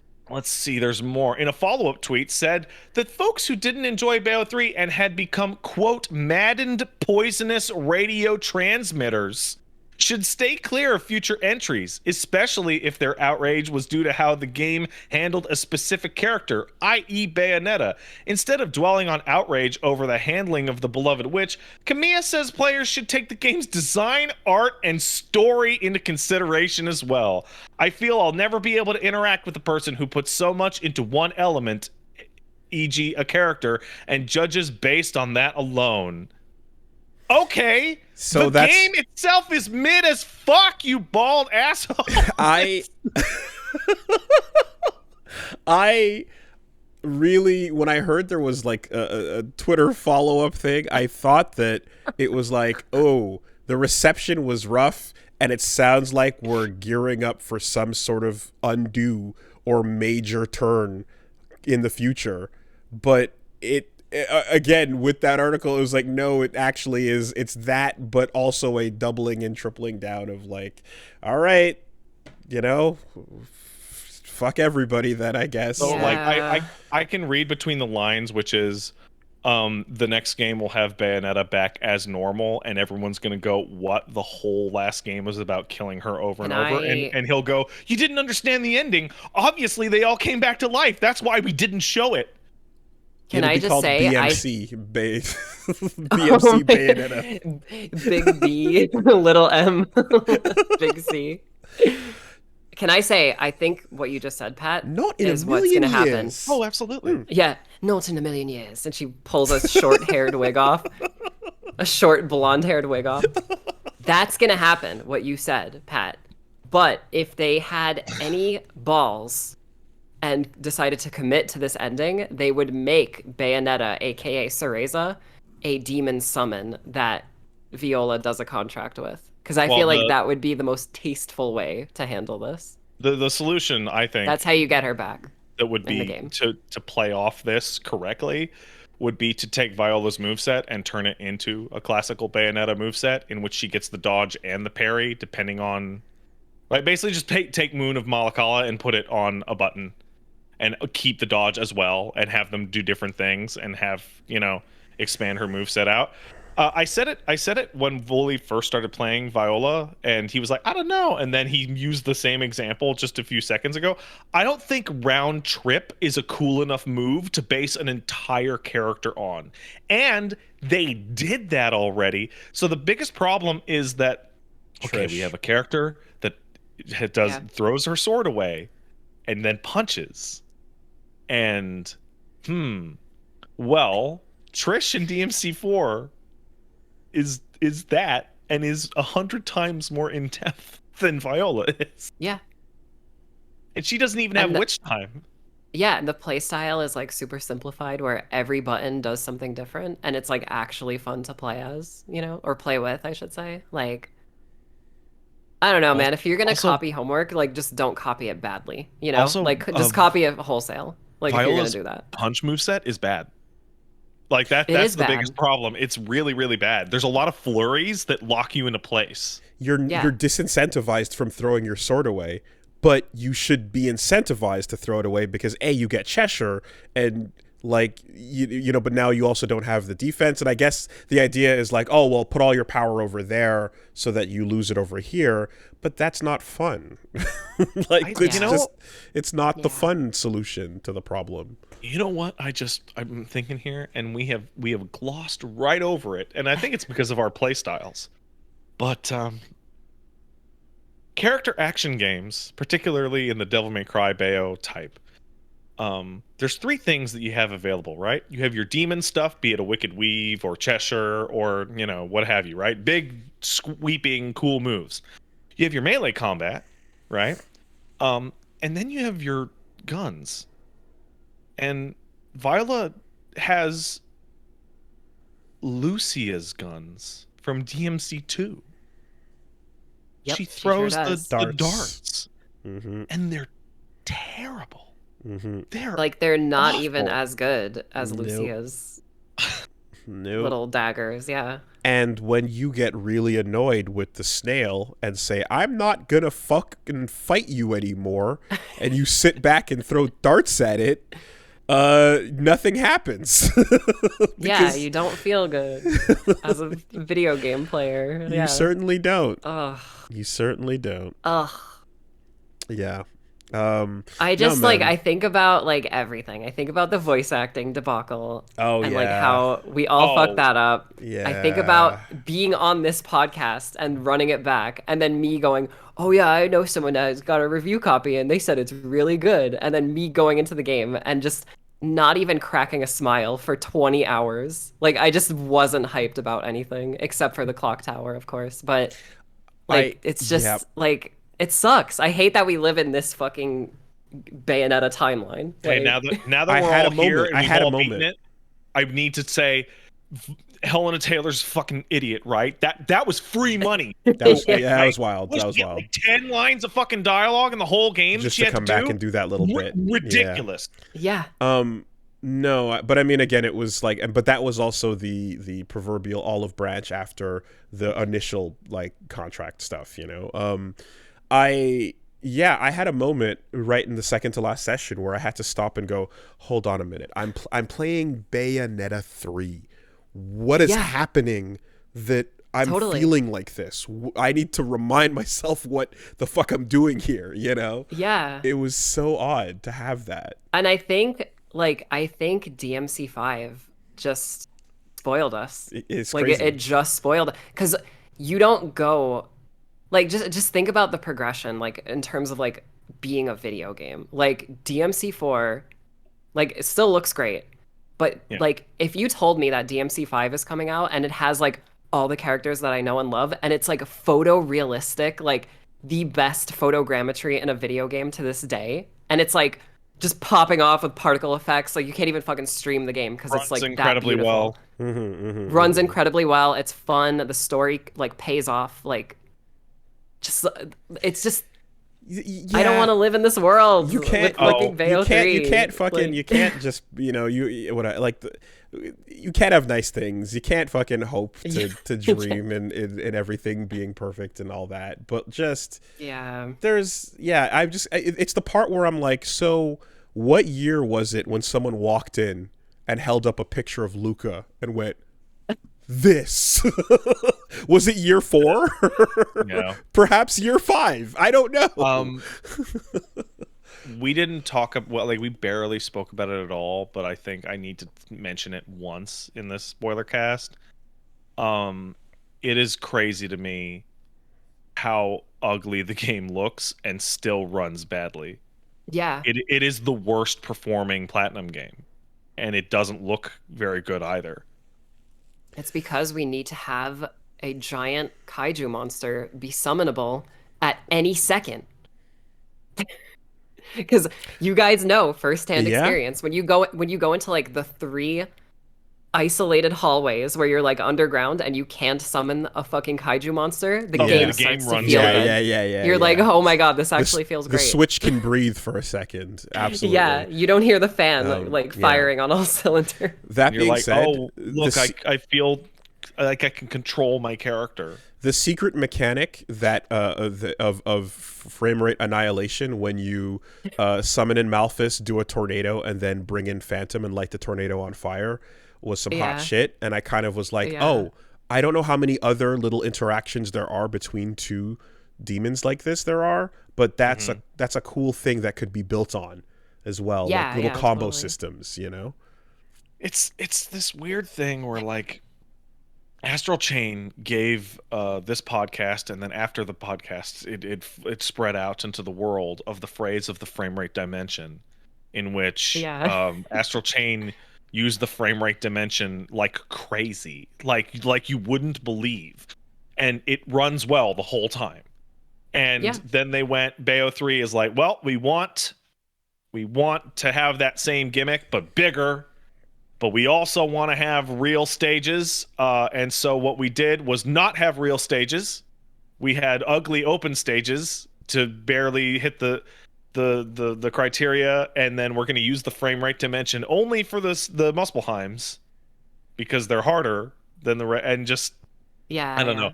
Running around on the infinite one gray box square of China as the frame rate can't handle the lava effects that they've put in for some reason. Ugh. Yeah. And Doesn't it then feel like that? It feels like gray box a lot of the time. and then Because you it's just use so empty. God, then the you use fucking the train, the quicksand. and then the game can't handle the train in the simplest level in the game, and you're just like, Yeah, this fucking thing. And again, and I think like the train and the clock tower represent cool like twists to the whole summoning, you know, like idea and such. But that's exactly it, man. Like you're feeling this thing suffer the entire time, and I don't like. Obviously, the previous I'm thinking like Bayo 1 was not made to be a Switch game, so I don't know if it's always just like, okay, we're gonna peg it on the fact that it's on a weaker console or not. I don't know if that's fair to do, but for whatever reason, you feel it aggressively throughout this entire thing. What I as we're closing the door on the way out here, something else comes to mind real quick, and it's that I'm super down with the fact that you can purchase your moves throughout the entire game as you play by just pausing and buying them. Oh yeah. Right? Yeah, I agree. That's great. That's great. Actually. Why the fuck would you not put that screen on the map so that I could buy moves It's between insane. missions? Like that Actually quality of insane. life missing is madness. Same thing with switching your weapons and your costume. Like Yes. you have to be in gameplay to do You have to those load things. up training mode if you want to do it pre-mission, you know? Can I just say the skill tree?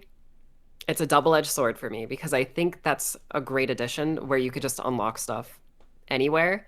But man, do I miss the fucking dimension that we used to live in where you buy Stinger and then it unlocks for everything. Why do I have to do it for every single weapon? Why? So there's absolutely that, you know, and like it also, and then the second part of it is it kind of makes the gates of hell pointless. Oh, totally. Yeah. I stopped going. Like It's it's a now costume it's a shop. costume shop. Costumes. That's Yeah. it.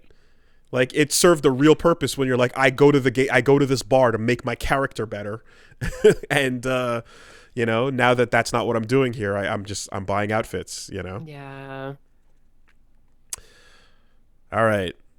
Any? Can I say one more thing? Yeah, before by all we- means. I said we're closing the door. Like the can light in say the one more room thing. is starting to, you know, taper off. I think okay, can I say two things actually? I want to say two things. Go for it. Fuck The it. first have thing I one want more to say the first thing I want to say is by far the best thing for me personally that came from this game was Viola's actress, Anna Brisbane. She is amazing, like just in general. She actually, in light of Helen Taylor's shenanigans, I heard about that. Yeah. did a stream on multiple days for multiple trans organizations and raised quite a bit of money. So I just wanted that's to great. shout her out for that. You know, in light of a fucking weirdo like situation that happened surrounding this game, she kind of picked it back up for me, like personally. But and the second thing I wanted to say was, as a fucking hack and slash, because I don't like saying the words character action. I know it makes more sense. I love saying hack and slash because that's what Devil May Cry calls itself, and that's what we called it for years before character action was a thing. As a hack and slash snob, I think the ultimate disservice that Bayonetta 3 does for me personally is it didn't have any hype moments really for me, like personally, but the fucking game that semi-abandoned its hack and slash roots, God of War Ragnarok, was like had the DMC 5 effect for me, where it was like every 5 to 10 minutes something fucking mind-blowingly exciting was happening, and I was like, I can't in that game. I can't believe I live in this world where Bayonetta 3 is not giving me that feeling at all, but And Kratos God of War is. Yeah. And like that's not to say I think God of War is a bad series. But I it was fucking- always I love like it. it was always like, oh, it's the other ones, right? You have the Yeah. you have the upper tier of these games, and then you've got the others, and then, you know, throw Yeah, Heavenly yeah. Sword somewhere on that. You know, think- list. Yeah. Yeah, exactly. I get it. think I get your it. use of the example of God of War is absolutely perfect, Susie, because it actually leads into what I wanted to talk about. So Oh, God perfect. of War's action in God of War 1, 2, 3, Ascension, blah blah blah, was not as good as Devil May Cry or Ninja Gaiden's, right? That was the two that was comparative. The thing that God of War had was that everything about those games that was not the action was much better. Running around the environment, exploring the environment, all the puzzles that you did in those games, the exploration, the pre-Uncharted climbing on stuff, that was way better than Devil May Cry did it. So it was a much smoother experience, and then fighting was like a part of that experience. And I'm thinking about Devil May Cry 1 right now compared to Bayo 3. And DMC 1 also had long stretches of, we don't want them to just fight room to room. We want to really mix it up. And what that was is little baby puzzles and a complicated level layout and finding secret missions and stuff like that. And how much I prefer the remnants of Resident Evil. Yeah. And how much, I mean, I'm biased and you're biased, obviously, because we're crazy about Resident Evil. But how much I prefer that over Bayo's demand for a minigame every 10 minutes. Because on replay for Devil May Cry 1, okay, get the trident, go here, slap the trident, jump behind the thing, get the thing, go get it. It's done. There are missions in DMC 1 that are literally 2 minutes long. Yeah, no, because you know exactly what to do, and you can skip past the parts you don't like, or you can leisurely scroll through it. And going back to God of War Ragnarok's combat is way better than Bayonetta 3's combat. And its story isn't just a million times better, it also makes sense. And even when it's not being dramatic, like did you beat Ragnarok, Susie? Yeah, I did. Okay, like the most emotional moment in that game is a man looking at a picture. And it's the least dramatic thing in the world. Meanwhile, over in Bayo, you have universes are colliding and that's my mom and I don't care. Like, why do you make a phenomenal credits song for that fucking payoff? Like, the Bayonetta 3 credits song is actually great. Yeah, it was like, that's but you're so slack-jawed, just blown away by what just happened, that misses. And then when the choir kicked in, and I'm like, oh my god, there's a choir kicking in. This is so sick. This is great. But what the fuck? You're just processing the trauma, like, yeah. I mean, look, my only thought is just like, I look forward to Bayonetta 4 introducing the rival to Viola as her own. She gets her own genre, and that rival being a better character than the one we have. Yeah, that's probably what's going to happen the next step. I just don't think I could live in a world where someone is essentially cosplaying Bayonetta, because you know what's going to happen. She's going to wear all black and glasses at some point. But she's gonna be like an idiot and like tripping down the stairs and like smashing into a wall. Like, I just don't know if I could live in that world where her glasses break and then she tapes it with, you know what I mean? Like I'm so scared. Like, slipping on so banana terrified. peels and trying to be sexy. Yeah.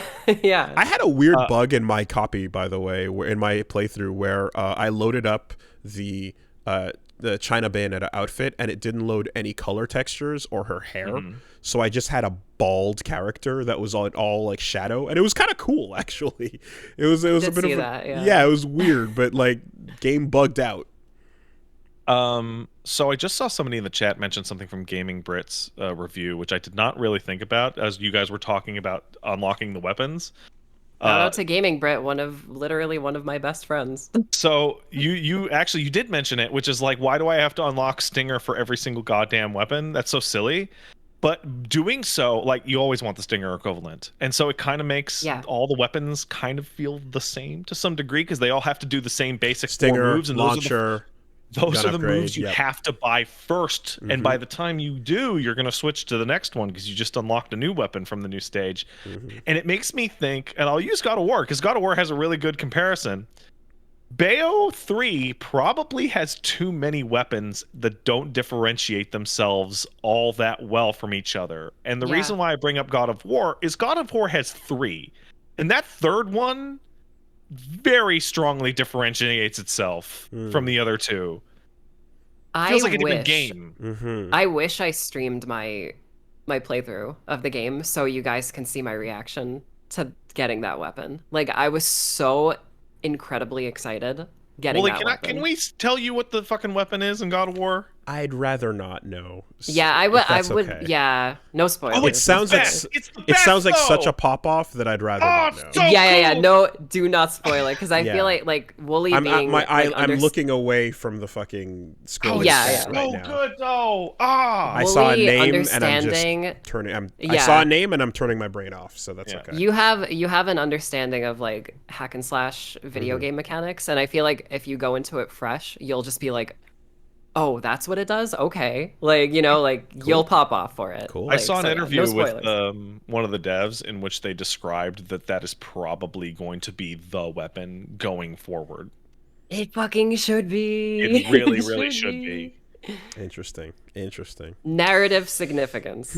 I'll just say that much. Hey, I want to really point out that the ultimate damnation for the Bayo 3 spoiler cast is we're getting hype about God of War moments. Yeah. No, I'm getting to that part of of the wrap up where I'm like, yeah, I remember there's these parts that were okay. And I'm just like, this is the part where I should say or would say, I guess it just needed more time in the oven. It had so much time. Okay, we can all agree as experts in the genre and influencer people that this game had tons of time in the oven, and then they probably threw that whole game away and started over, right? Does it feel that way? Absolutely. It absolutely 100%. does. Yeah. We kept the Lego pieces and we built something else. Because it just makes you think about like the first trailer and you're like, okay, Bayonetta gets defeated, split in half. Was this always the plan? The multiverse? Was that always the plan? Or was it going to be someone else in the current timeline? So we were preparing for young Cereza grows up and this is the one we get, and then there's probably the original who's going to die there, and then that'll be it, Like we were expecting, I guess, some sort of just like, all right, new setting, new world. That was the original, because the original had Bayonetta, and then Bayonetta was cut to pieces and shattered into like glass and fell on the floor or whatever. No, she didn't. She is. You hear a slash noise, and then her like body parts fall. She falls. Oh, and it's like that does not fit what we see. It almost feels like Viola was going to do Bayo that. 3 was supposed to be the beginning of the older Bayo 3. And that Viola would be a much larger role right away. But who can know? Yeah. If you know, someone tell me. Someone DM me and tell me what the secrets. I wish I could fly on the wall a bunch of these decisions just to kind of go, because that's what happens to me. There's a point where my phases of disbelief are like shock and pop off at like how bad the moment is, and then the processing. I go through a quick copium phase, and then I immediately go from the copium phase, go into how did they get here? Who said what words at what point to think this was a good idea? And then I just become obsessed with like the process of how this bad thing came to be, I want to Ed Wood the situation. I want to tell a little story, but let me do a very quick fact check. So while I was playing Bayo 3, I was like, wow, this is like a really like if you look at it, if you examine it, you're like, oh, this is like a really point by point like family type of game where it's like family members dealing with stuff, but that's not revealed until like the very, very end. And I was like, this is so weird, because that was also what Bayo 2 was in a lot of regards, and it was like really well done. Like you actually get in Bayo 1, Bayo's like bulletproof, like nothing can affect her. Totally unflappable. In Bayonetta 2, she actually gets to see her mother and father like dying in front of her, which is like emotional for that character, and you actually see her getting emotional. And I was like, that was so well done. Like why don't we why is the just the quality of the writing just so bad? And then I thought about it, and I was like, did they get Bingo Morihashi to write this game? So then I looked it up, because if you don't know, Bingo Morihashi, he's the writer of DMC 3, 4, 5, Bayonetta 2. That dude knows how to write godlike beings with family issues. You know what I mean? So I was like, where was Bingo on 3? And then I remembered, oh yeah, DMC 5 came out. Like, well, this game was being made, and he was writing that game. Like, they should have just like slipped him a paycheck just to be like, bro, like after you work for Capcom, like come over here, like help us, please. I see. Yeah, I type in Bingo Morihashi, and all I see is Bayo 2. I mean, like that clear, like that would have just been one more thing they would have tried to take from DMC 5 at that point. Yeah. Like, I just, you know, because you're like at some point when you're seeing the moments go down and the cues, the characters and such, that's all you're like, wow, okay, they're doing it. And I felt bad because Reggie, who doesn't know Devil May Cry, is kind of just sitting here hearing these comparisons, and at some point I'm just like, oh, this must be the most annoying thing in the world because I keep bringing it up, but I don't know what else to say because that is literally just Cavalier. It's just Cavalier, you know, and there's no other way to describe what I'm looking at when you see that, and you're like, the homage line, we passed it a mile ago, you know, we've hit some other weird form of like, oh, imitation, sincere flatter. I don't know, you know, but I think it's Wooly. I think it's time for you to do another DMC series replay, but with Reggie, so you could just be like, "Look, I've been thinking about doing it this whole time we've been sitting here because fuck. No. So I'm just thinking, and this is the last thing that I want to say, which is I beat Bayo 3 a week after the non-streaming person beat Bayo 3. So I'm getting to the halfway, 3/4 mark, and the explosion is happening that like everyone is just mad. Like I'm not, you know that part where you're not even getting specifics, you're just seeing people go, fuck this game, I'm so mad. Yeah. So I'm like, okay, everybody's mad, but people tend to exaggerate. It's, you know, it's the internet. Let's see. I'm hearing it's gonna be really bad. It can't be as bad as I'm probably expecting. And then I get to it, and you get the shot people have clipped from my fucking stream of me going, of like fucking holy shit. The faces. So then I come onto the podcast, and now Wooly, you're 3 weeks behind everybody else, and I've just beaten it. And I go, wow, Wooly, it's really bad.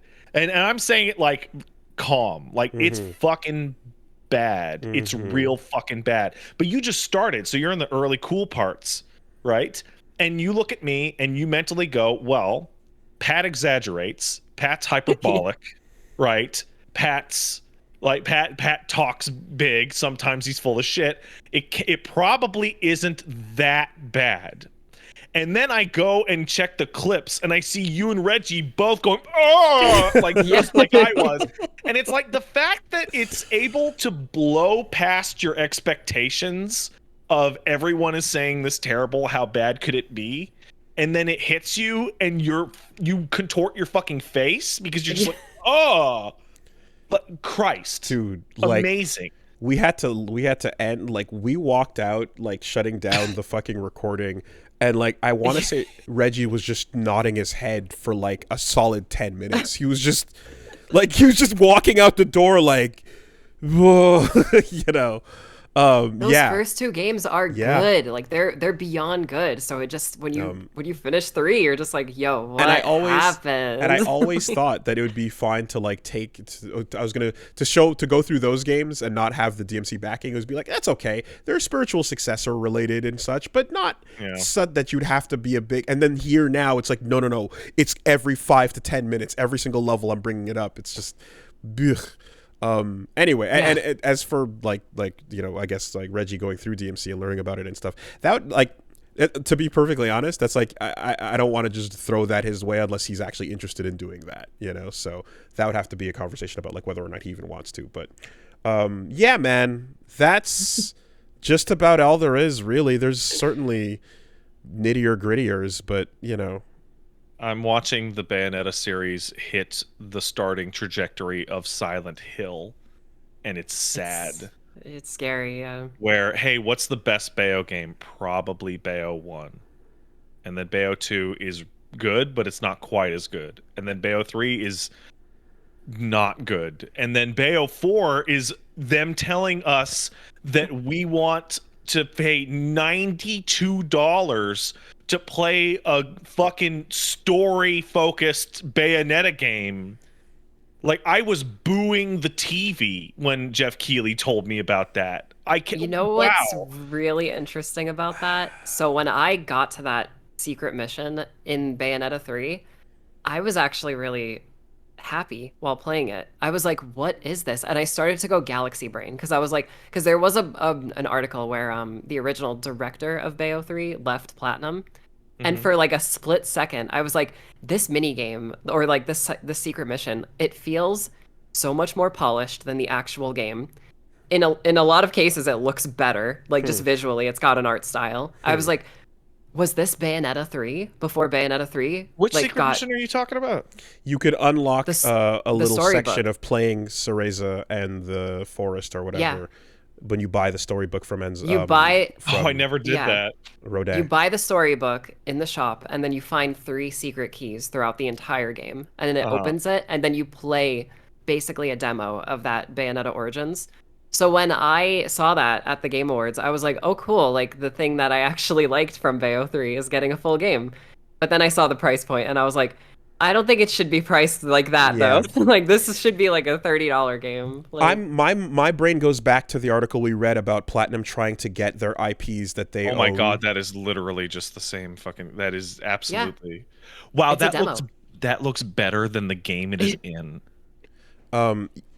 So yeah, I my brain goes back. It looks so much better. It's running at a better frame rate and a higher resolution, and it looks way better. What the fuck? That's why I was like, was this the real game and someone just snuck it in there? This is bullshit.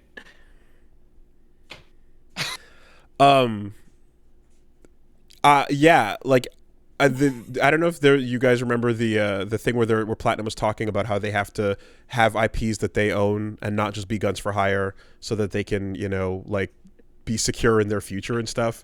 I look at it as like, well, Bayo is the premier IP that we own that people know about. So they don't own it. Sega owns it. Okay, well, well, they don't. Then never mind then, because I don't know. I don't know then. I thought this was the spin-off to make it so that there could. They own fucking Infinite Space. They own Soul Cresta. Oh boy! All right. And they own fucking. They don't own the Babylon's Fall. They don't own any of the Grand Blue shit they made. They don't own anything, man. They don't own 101? Shit. They own 101. Yeah. 101. And they own the Shin Ultraman. So I'm gonna play Bayonetta Origins. Give us Luca's first and second mission then. Fuck. Going through that list, my brain just fired off something that makes me so pissed. They already made a fucking game in which a character had a parry with a sword that went into Witch Time, and it was Metal Gear Rising. And the key to that mechanic is that the fucking slowdown starts after your counter hits the enemy, and it works great every time. Why the fuck doesn't Viola's parry have a follow-up attack to hit the guy and then... oh my god! Pat, how do you activate that parry? You hit forward and square. How do you activate the Moon of Mahakala? You hit forward. Fuck, it's so stupid. Oh yeah, and then and then they punch, and then it's like, God, fuck, it's fucking so stupid. And with I think the Bayo 3 book has been shut. All right. I am looking at this footage down here, and I'm getting super pissed off that this is a hidden feature. This is like more interesting than the entire game. The Bayo 3 book has been shut, and it has a really cool, fancy clasp on it, but unfortunately, the prefix is just a gibberish series of letters and numbers, so it doesn't really. Who cares to read it? Yeah, like the final few enemies of the game. There you go. Hey, do you want to play a better Bayo 3? Go play fucking unlisted fucking Transformers Devastation. I thought you were just going to say God of War. Go play God of War. I don't know. Right. All right. Bathroom break, please. Yep. Yes, I need it. I do need it. All right. We will be back.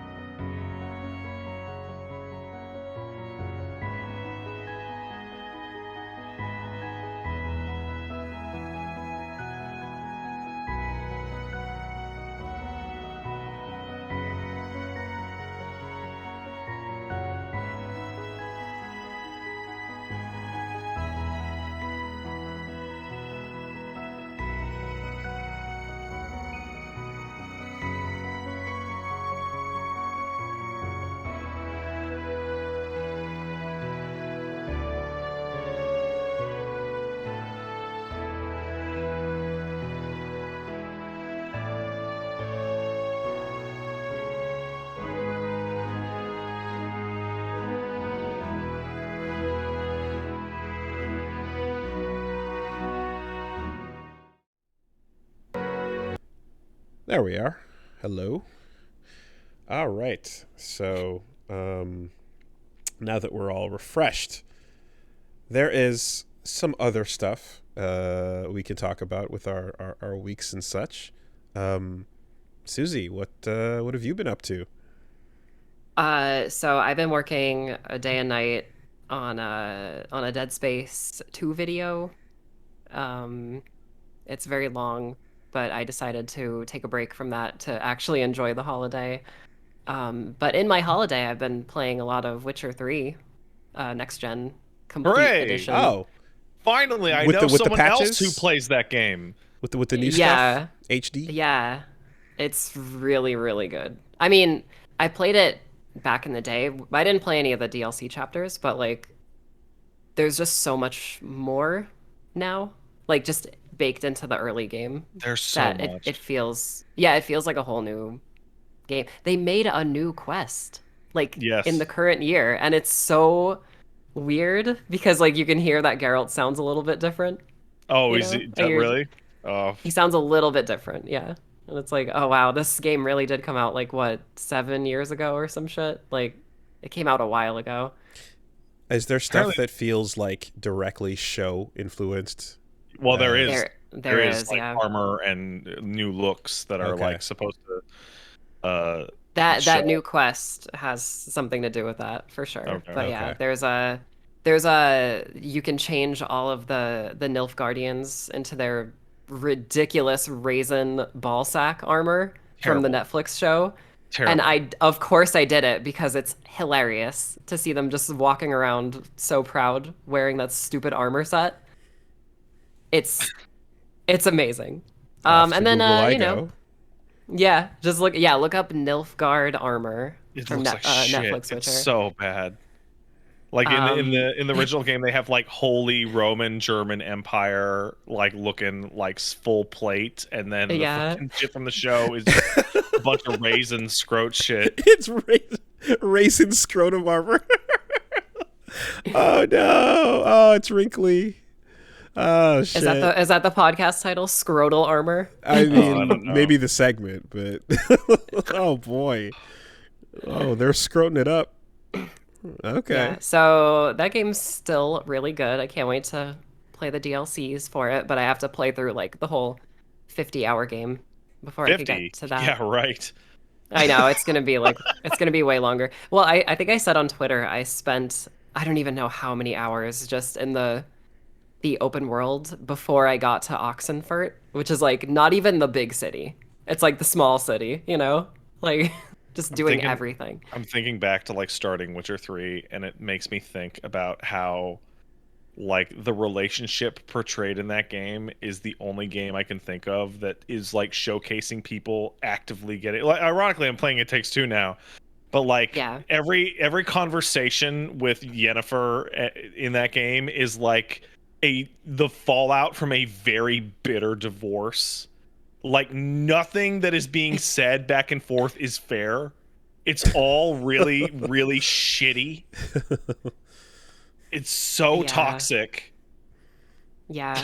And it's just like I don't know. That game is just so good. Like the writing is fantastic. Like because you just like I don't know. Like I played the other games too, and I've read a few of the books, and I watched the Netflix show, so I'm kind of like a super fan of The Witcher, you know. But yeah, it's just one of those games where I don't know if you felt this way, Pat, but I feel like the pacing of that game is just it's kind of like masterfully done in the sense that you know you have like the opening chapter, it like quickly establishes like what's going on with the war and like who Geralt is. He's a monster hunter. You fight a big griffin and all that shit, and then like the entire Bloody Baron questline is like just a nightmare of like twists and turns that like no matter what the outcome is, like you're not gonna be satisfied by it.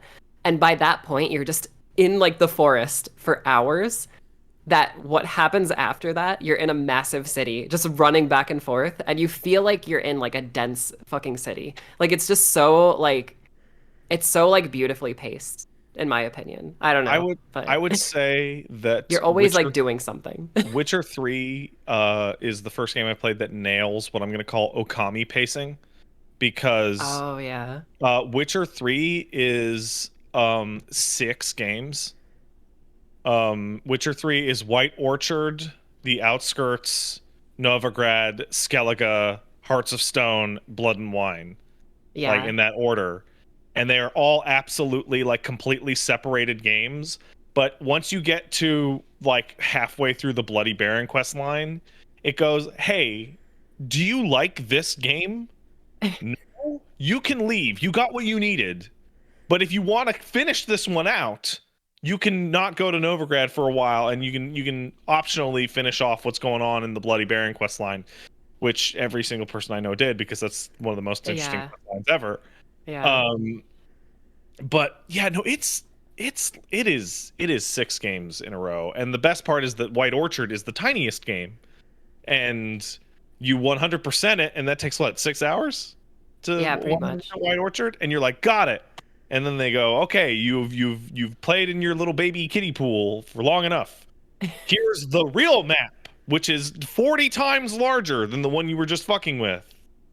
Go. All I can really think of is like with the updates and stuff that changes the quality of life of a game like this, like the ramifications are going to last all those hours you're describing. Like a quality of life update in a game like this is so much bigger than it is for a game that's like 20 to 30 hours long, you know? Yeah, there are like big quality of life upgrades, and then there's, you don't have to click the A button twice to harvest flowers. Right, yeah, I remember. Which is like the single best change they Do you made. know what they added, Pat? Like, this is probably gonna blow your mind if you don't know about it. In the Baron's castle.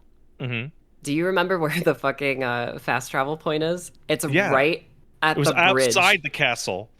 So now, when you play next gen, every single time you go back to talk to the Bloody Baron, there is a man making a fast travel point, like hammering wood to a pole, and it's only when you finish the quest line, where then all the side quests open up, is when he finishes the fucking fast travel post. Because then, you got to do the Master Armorer quest in Skellige. And you have to be there all the time over and over and over. Yeah, so it's like galaxy brain shit. Like every time you come back through, it's at a different level of being done. Like the fast travel sign. That's a Yo, fun, I don't it's have so good. That's a fun I don't bit. have time to play Witcher 3 again. Yeah. Like ever. But I want there was a shop, an armor shop, where it was a meme. The guy would say like best swords in all the land, and then you would click on it and he has no swords to sell. They fixed that. Thing. They fixed it. Did they make it so that people actually have money to buy your shit? Because that was the most annoying thing I ran into in that game, where it was like, hey, I have a full inventory. I now have to go to 10 to 20 different shops to sell this shit because nobody carries enough cash. That's still kind of an issue. Fuck. Still kind of an issue. Because I still have to do that. But yeah, well. It's a phenomenal update. I mean, I think there were issues with it on PC, but I'm playing it doesn't run very well. I'm playing it on the PS5, and it's just been, I mean, it feels like a whole new game. So maybe it's very I'll mess fun. around with that. Okay. Hearts of Stone and Blood and Wine are like a full step up from the main game in quality. They're excellent. They're super good. I'm excited. I'm excited to play it for sure. I can't believe they integrated the balance mod into it. That is something I really didn't expect. A lot of mods, yeah, like smaller ones too. That just like you don't really notice it, but when you see it all, like it just adds up to this like really cool updated experience. Well, I think I said it last time, but it's like, yeah, just pull a DMC Definitive Edition, pull a Scholar of the First Sin, just see what the community did, and just like make those things. Scholar of the First Sin is a weird pick because I can't tell you which version of that game is better. Huh. I played through DS2 and Scholar twice each, and like, well, I don't know. I played like through, some areas are way worse, some areas are way better. I played through most of Scholar. I didn't beat it, but like, it's been so far apart that the comparison. Also, DS2 was the first Souls game that I ever touched, so it's weird to compare them. But there's stuff where I'm like, oh, I get why you did that. You know, yeah, it's tough. Okay. Witcher 3, good game. If you haven't played it, play it. Cool. It's on sale for $11 right now on Steam. And my final hour count on that was like 285. Jesus. And I thought it was great the whole way through. Jesus. Like it's good the whole way through. Like as great, like that's less than you did with God of War, certainly, but like God of War, you were talking about feeling those stretches. No, God of War was like 60. Yeah. So I guess it's what you do with the time. It's not even the time, it's just what you do with it, you know. Yeah, and that's what I was saying before. Like it just like Witcher 3 just feels like so well paced. Like no matter what you're doing, you're doing something, you know. Like whether that's like going out and like doing a legit monster hunter like quests where you're like picking up trails of monsters and crafting potions and bombs and shit, like, or just some big story quest. Like it feels significant, you know. Yeah. I also think that Witcher 3 has something that God of War doesn't, which is Witcher 3 lets you just wander around and hang out and go do something without somebody just not shutting the fuck up. Yeah. Like God of War is really good, but Wooly, do you remember when we started doing Let's Plays and we're like, we have to keep talking every single second or else everyone will leave? Yes. Okay, yes. that's what God of War Ragnarok is doing. Like they literally will never shut the fuck up, and it's a bit much. It's a bit much. It's a little bit. Please, like most casual denominator here, with a baby crying in the background and like with your phone on, barely paying attention to the game. Like, please stay engaged.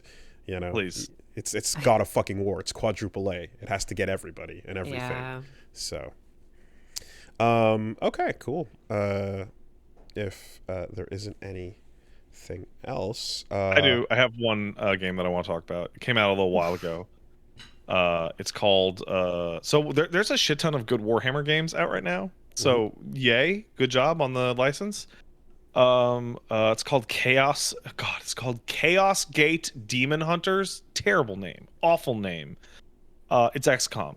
It's Warhammer XCOM. You said those words and they like wiped themselves out from my brain. As you said them. Warhammer 40K Chaos Gate Demon Hunter. Oh man, is the name of this game. Crank the fucking crank the pulley. Just Chaos Gate. Okay, so Chaos Face War Dawn. Instead, just say it's Warhammer XCOM. Sure, because that's what it is. It's literally, it's just XCOM. Chaos Warhammer Tactics. Yeah, Warhammer. Use your Overwatch. Move your guy squares over.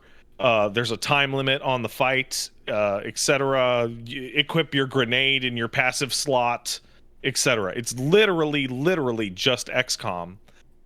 But there are a couple changes that make me like it way more than XCOM. For one, the setting's more interesting because it's, you know, demons and Warhammer and all that stuff. But second, the time limits are not hard time limits. They're not beat the mission in 12 turns or you die. It's every 4 turns something bad will happen and enemy reinforcements will show up, or you'll get debuffed, or the map will get some goo on it. You know, it's soft time limit rather than a hard one. And the big one is there's no accuracy at all. There's no accuracy. 99% miss. No, there is. If you are in full cover, you will take 0 damage from anything within a 120-degree angle of you. If you're in half cover, you'll take half damage. If you're more than 5 spaces away, you'll take half damage. If you're in half cover and 5 spaces away, you'll take no damage. And it will tell you exactly how much damage you will do. It will tell you how much stun you do. It just. There's never a percentage chance of shit that actually matters. Perfect information is just so much fun. Like, yeah, it's the only. Sorry, the only thing that ever is like maybe is like this character will parry half of all melee attacks against them. Something like that. Okay. And the other thing is that, and this is have you guys have had any interest with XCOM or in the past? Yeah, I mean, I thought it was pretty cool when we did that look at it back in the day. So the big annoying thing in the modern XCOM is the way a enemy group is called a pod, and how activating the pods works. So if you activate the pod by moving too far forward on your last character's turn, then the pod gets a full suite of moves before you can do anything. So you want to inch forward in a kind of way that's a little awkward. In this game, if you kill a pod and there's no combat, everybody reloads their guns and everyone gets all of their movement points back instantly. Wow. Okay. And when you activate a pod by moving forward, that character's movement points are refunded and your whole team gets to do their turns. Okay. So, like, you can just move. You can just go through the level like normal. Like you would play the game. You don't have to do this weird bullshit where you have to min-max whether or not you see the enemy that you know is there kind of nonsense. Game rules. It's genuinely like a better XCOM 2. I really like it. You get a reward for not fucking up and activating it, or if you do, you get a massive like blowout. Press turn. Yeah, and what happens is if they walk into you, they'll get their turn. Okay. So it incentivizes you to actually go out and find them instead of trying to figure out where they are and then inch and then have them walk into you on Overwatch. XCOM has weird mechanical problems with that are super, super annoying. This game's great. It's super hard though. It's super hard. Like, as I've always heard. So that's Warhammer 40K Chaos Gate Demon Hunter. Okay. Not Demon Hunter, Damon, the cooler spelling. Damon. Terrible. Yeah. I watched you play a little bit of it, and it looks really pretty, too. Like, the visuals look really nice. It looks super good. Okay. That's it. I also played Evil West, which is incredible. Wooly, yeah. Everyone, Evil West. Everyone's talking about Evil West. Yes. Yeah. It looks like God of War, and you smash crates like God of War. Like, literally, all the crate animations are all the same of Kratos' animations, depending on what crate you're smashing. But it takes place in schlocky Western against vampires, and it has the God of War camera angle, and it controls like God of War. And then you hold the button down, and instead of a big hit, it's a launcher. And then you unlock a move that if you time your pistol shots right, you'll juggle them in the air. Oh, hell yeah. And then you get Snatch, and then you get Trick. And is it with a lasso? You are, yeah. and you're using an electric lasso to snatch enemies to launch them. It's I think I have to play this game. Hell yeah. Oh, it's super cool. Okay. It's also like super double A. Like I played it for like 2-3 hours. I'm the whole time like, what is happening? Who is that guy? What how did sure. And it has real era. Dude, it feels like a 360 game. Double A. The age of double A. Well, every level has an Unreal Engine saturated color associated with it. So this level's Unreal Engine orange. This level's Unreal Engine green. You know the type, the specular lighting I'm talking about. It feels like a 360 game that we just missed, but it's super cool. The enslaved Odyssey to the West green. You mean when you land the ship and then it's just green. Everything is green. Well, I talked about it like when Gears of War came out, and every Gears of War level is like a single saturated primary color.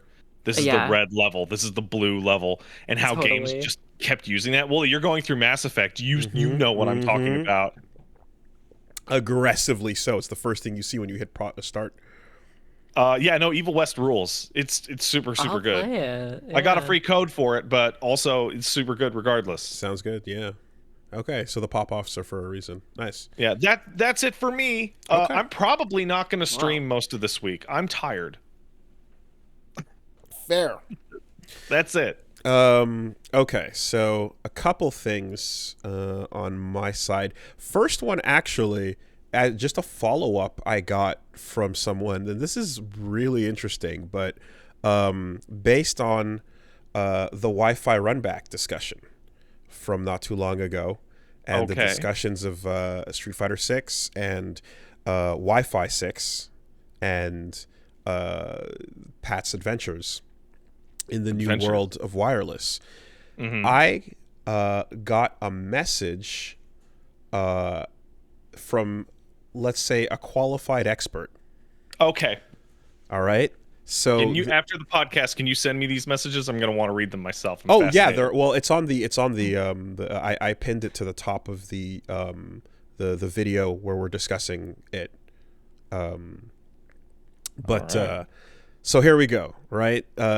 George Nikis says, "Hi, I'm a PhD graduate from the Carnegie Mellon University who spent their entire graduate career studying wireless communication." Okay. That's a qualified expert. This is sure. Let's listen to what this PhD graduate has to say about Wi-Fi. Okay, so my PhD thesis was on wireless interference in spectrum bands that provide unlicensed access, like 2.4, 5 gigahertz, or 6 gigahertz now. I had the opportunity to demonstrate some of my work directly to the FCC chairman in the late 2000s when I was at the Microsoft Research Center in the late 2000s, and I even did interference studies on wireless objects being considered in the Xbox One controllers before their release.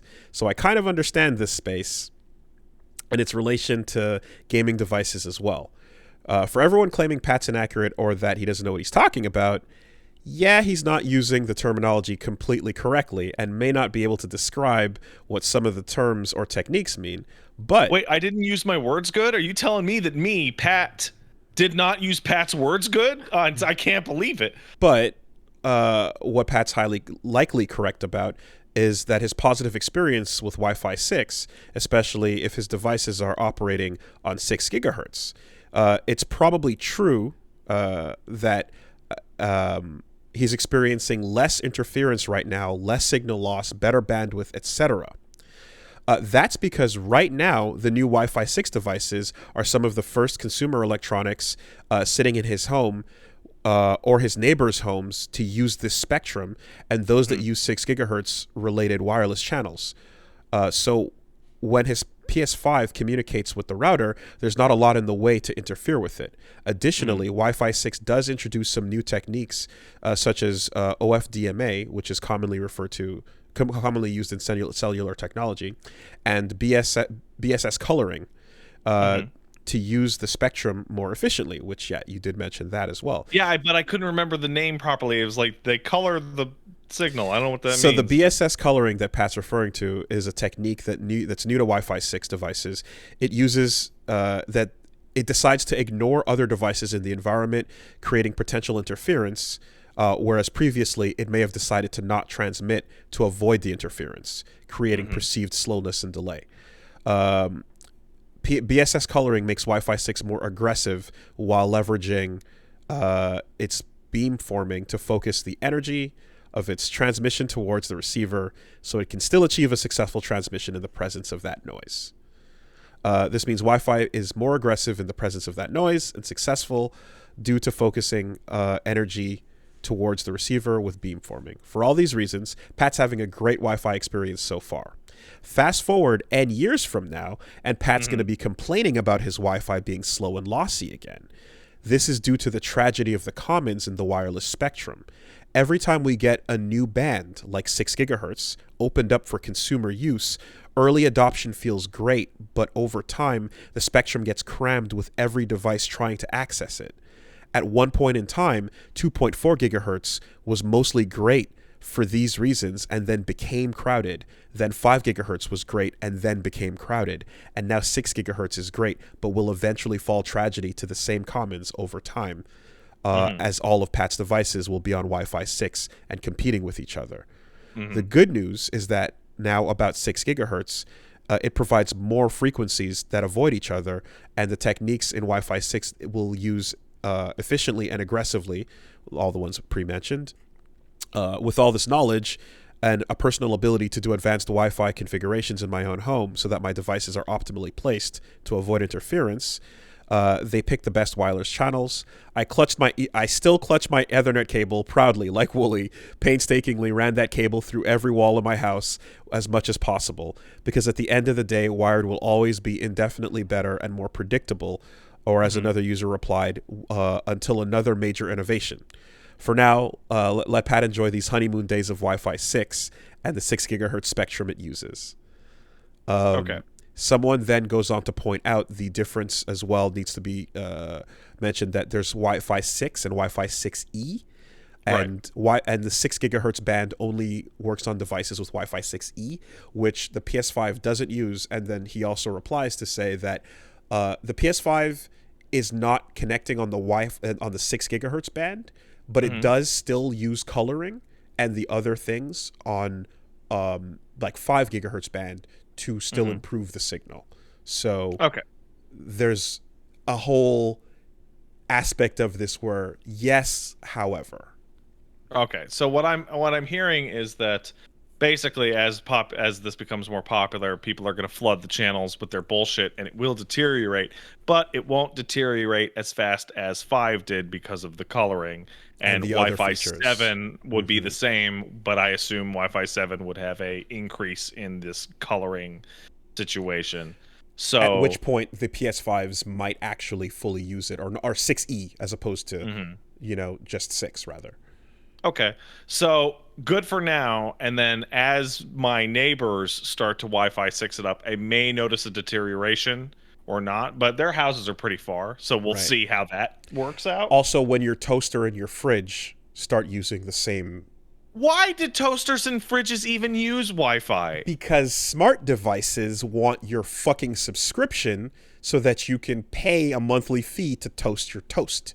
But I don't have a smart toaster or smart fridge. This is the world we get regardless. There's a great Twitter account to follow. God, fuck, damn it, shit. What was it? Something Things.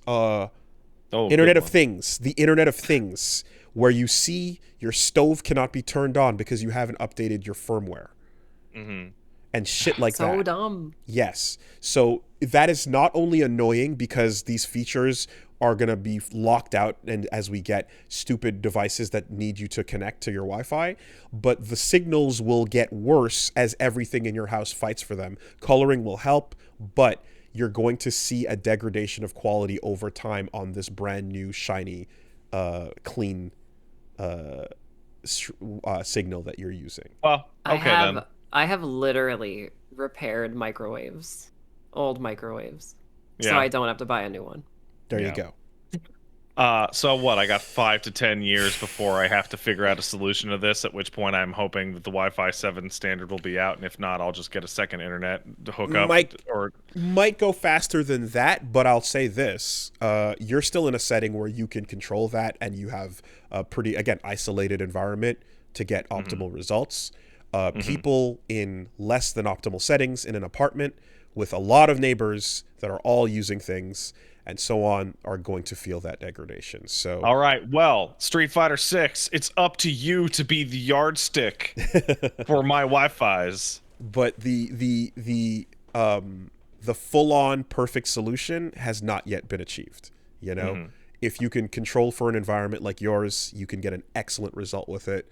But for a lot of people, you're not going to get the same result. Therefore, it might not still be okay. Therefore, hey, Ethernet is there. You know, and I do appreciate the time taken by a goddamn fucking PhD in the subject to inform us. Wi-Fi. Because at the end of the conversations, I'm always like, look, man, I need a better opinion. I need an informed person to tell me about this shit because it sounds great, but I don't know enough to know. And this makes a lot of sense. So definitely better than me going, I think they put colors on the signal. I don't know.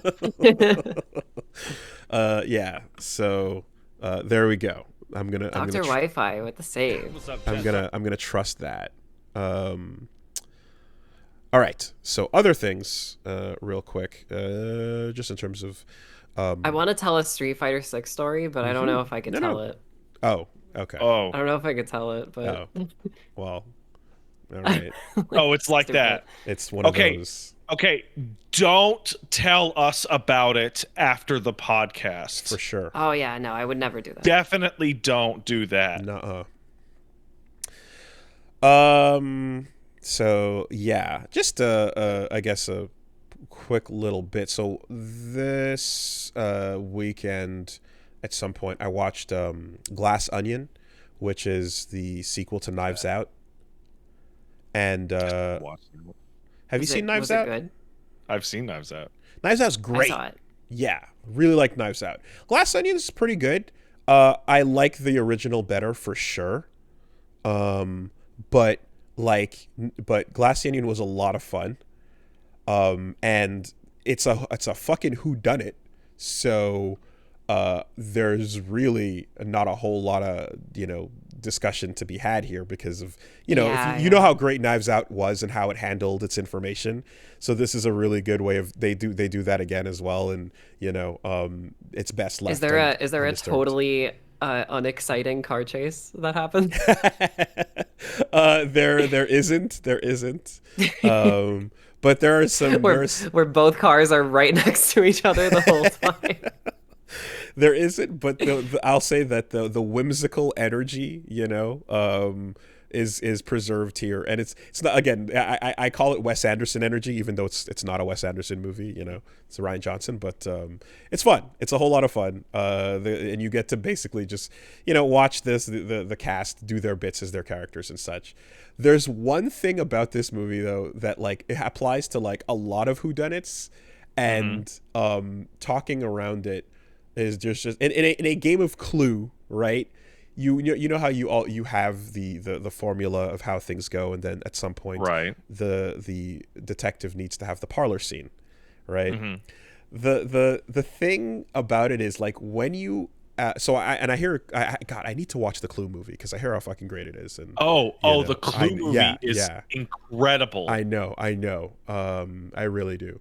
But the thing that is so funny about this genre is that there's always that the parlor scene where you go, and that's how we got to where we are. Here's all the information. I've laid it out, and escalation, right? Third act. There's always a part of me that goes someone who's willing to take a life is not a sane person. And you really have to be banking on the dignity of the situation to assume that they'd stand there and just let all that play out and not just be fuck it, I'm taking everybody with me, or just go completely crazy, And it breaks the convention a little bit because you're not supposed to that's not the formula. The formula is we got to have the very satisfying Sherlock Holmes moment. But I always just kind of go, yeah, in real life, a crazy ass murdering criminal, when that's starting to happen, is not going to continue to hold decorum, So there's always just that little that feels like a dangerous thing to do, a dangerous thing to play with, is someone who's willing to do that, but now we're going to toy with them in a way that is intellectually satisfying. You know what I mean? Unless you have a SWAT team right there. Yes, right, exactly. When Chris Hansen invites someone to take a seat, right? There's a SWAT team behind him ready to kick the door down, so that that's exactly it, right? Though that stops working when it's wait, there's no one outside. Well, now what, right? Now I just have to hope you're down that for this conversation to go pleasantly. I think it's strange that you mentioned, because I haven't seen it. I think it's actually strange that you mentioned this, because the situation you're describing is in Knives Out and plays out that way, in which upon the reveal they go, fuck it. So go for it. yeah, so it comes to mind. It comes to mind, with the genre here. But Yeah. all that aside, fun. I didn't know it was going to be a Netflix thing either. I heard the sequel was coming, but I thought it was just going to be dropped into theatrical release. But no, it just popped up on Christmas. So check that out if you like Knives Out for sure. And yes, and just the updates on Mass Effect 3 going on. Things are heating up in Mass Effect 3. We have reached Rex and Mordin, and oh my god, dude. Uh-oh. Like, the consequences of your actions. This is the moment, yeah. I saw it summed up so perfectly as Wooly sowing. Haha, fuck yeah. Reggie reaping. Oh man, this sucks. So the way it's going down is so fucking brilliant because, like, I'm honestly, like, I'm super impressed with it's a new game. You're carrying your things over, the decisions over, but when it comes to, like, the emotional baggage of it, it checks in with you, right? Because, like, Rex is like, basically he's just like, so what was that about, and you get to have a moment to, like, go, yeah, I stand by that shit, or god damn it, I fucked up. Yeah, Rex gets to stand there and go, Wooly, did you somehow think that I would have wanted you to do that? And why would you have thought that? And the conversation that I walk up to him to mash A on after that mission that doesn't get to happen. It's like he kind of has a moment where he's like, well, maybe if you talk to me about it. And I'm like, god damn it, Mass Effect 2, you didn't let that happen. After that mission, you get back from the Blood Clan, the Blood Pact, and then you walk up to Rex and you don't just talk him. And then you go into the next game, and now it's like, hey man, the just talk should have happened, and it's a game about just talk. But so that's really excellent. And then it does that. It checks in with you before Mordin comes in, and Mordin is like, yeah, you know what? Things change, circumstances change. Like, the circumstances have become way different, and I was wrong. Shouldn't have done it. That was bad. And you're like, okay. Oops. Right? Oopsie. This is laid out straight up. And you're like, god damn. This is a really fucking incredible turn. Because, like, the moment, especially, the sympathy was always there. He always was thinking about it in a way where he was like, I think this is doing I think I'm helping the Krogans this way. And that's what fucking fooled me, and that's what led me down the wrong path on that. And I'm like, you think you're picking the path of the least amount of harm, and then in retrospect, nuh-uh, right? Especially when they actually address the fact that the past was the past and the present is the present. It's not the same thing. They take you to that point in 3 now, and me getting caught up on genophage versus genocide, which, as he put it, like, you take it for a black and white situation when it's not. It's so fucking cool to see them handle it this way, and I think as well, so we met Eve. She's cool. I'm really curious to see how this goes, but, like, this vibe of, like, everyone going, well, we're still gonna try, but if we had that fucking Data asshole, and I'm like, oh man, like, they're dropping that in constantly, and I'm like, yeah, this is one of the best things that decision wise that I like about how the game is handling it, because it's not just a party member in or out decision or a live or die situation, right?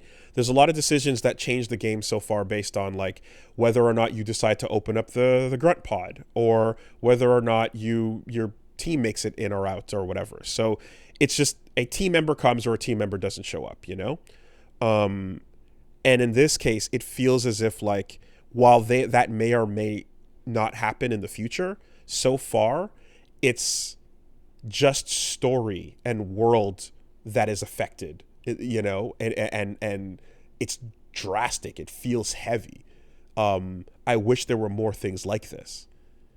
It's the weightiest decision so far that was not simply, do you have this playable character or you miss them, you know?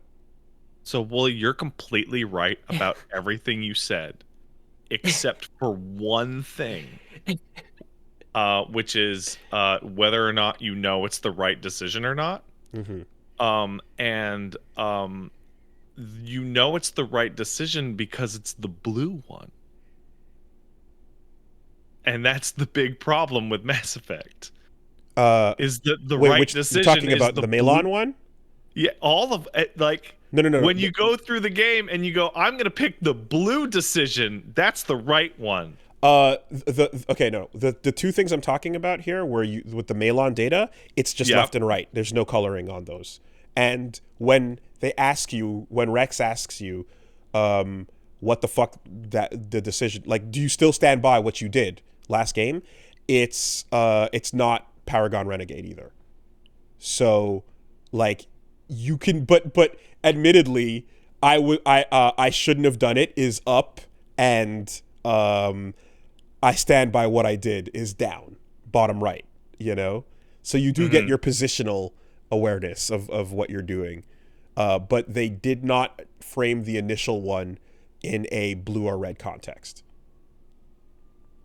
Pretty sure you get Paragon points for stopping Melon dying in that situation. Oh, I imagine. Yeah, that I imagine, because again, there's like the pull the trigger or don't moment, where, you know, Mordin does it fucking right up, point blank. And Melon and like the shit he was doing, again, like you, if your direct comparison is your, you know, Nazi experiments and your Japan experiments and shit like that, like you're looking at like the fucked up nature of where that science was going, and then you're like, okay, well, we have the results, what do we do with them, you know? And how you handle him and what was going on there, and then how you handle the data, of course, are two separate things. And then it's interesting too, because Eve then is like opting in, put herself in that situation, knowing the risks, and as the others did as well.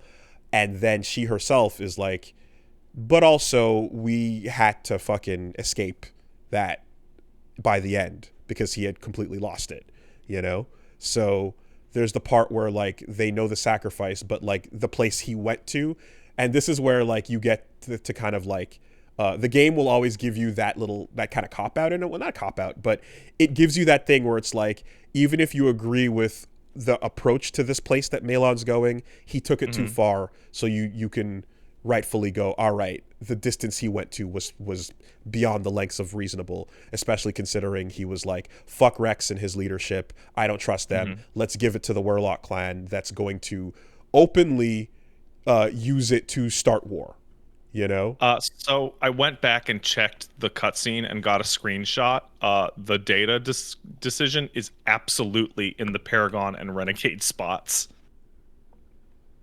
But it's not colored red and blue. I was just saying. Yes, but up is always Paragon and down is always Renegade. Yeah. So no, that's what I said. I said that there's the positioning ends up being up and down. Yeah, but you said left and right, which is confusing. After this, no. After this, go to the next one. After this one you just sent me. The one you sent me here is that. There's another one after this that's left and right. This one you have here is not the final decision. The final one is a left and right. Like I'm not making that up. But yeah. So I'm all this to say that like so far, like I'm fucking blown away by how that's being handled, and also holy shit. let's see where that goes, you know? But I just watched the whole cutscene. You're wrong. There's no left and right. Really? Yeah.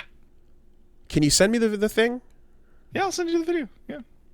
Because what am I thinking of then? Because when I reloaded it, I when I had to, because it froze up on us, and I had to reload it, And then I did, and I remember there being a left and right, but okay, let me just confirm. Yeah. So this is not to criticize you, by the way. This is my criticism of Mass Effect. Totally. In that, like, if you want to get the right answer to every question, you just hold the controller in this upper right corner for literally every single conversation in the entire game.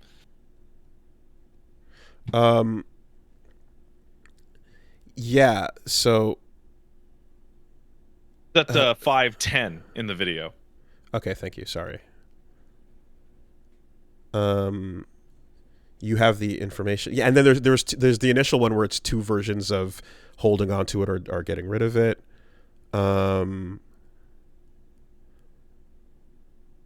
Okay, yeah, no, you know what? You're right. I was misremembering. So you have four choices. You're thinking leave or stay. You're right. Yes, exactly. Leave or stay is the left and right. Totally. You have four choices, and then there's two versions of each choice. So there's you should help the Krogan. Genophage was the right call. Hold on to the data or destroy the data for now. So those are the four things you can say. Yeah, correct. Okay. Yeah, I have My mistake. massive crazy problems with the way that Mass Effect handles its carrying shit forward and its morality system. And this is a really good example in that like how could you have possibly known what the right decision was when only Mass Effect 2 is around, right? You couldn't, right? And you made that decision based off of not knowing anything about Mass Effect 3, right? So you made that decision what I would call clean, right? Sure. Yeah.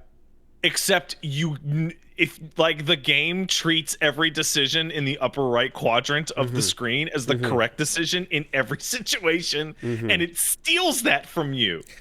I did make it clear though from the jump that I guess for me at least that I didn't want to just pick based on position, and so my playthrough ended up being kind of dirty. Oh, your playthrough zany, yeah. With the because I went with what I believed in more than what I thought the right or correct answer was in all those situations. So, and in some cases I went with the bit, like I definitely leaned in on some of those R prompts and shit like that, to see where we got with them. But yeah, so that's kind of how we got here. But in any case, it's very interesting seeing this version of events play out. And it's very cool that like it feels consequential in a way that is not like, oh, don't worry about it, it's a sequel, that was then, this is now, moving on, Oh, hey, can you guys give me a second? I gotta help bring in some groceries. I'll be right back. Be right back.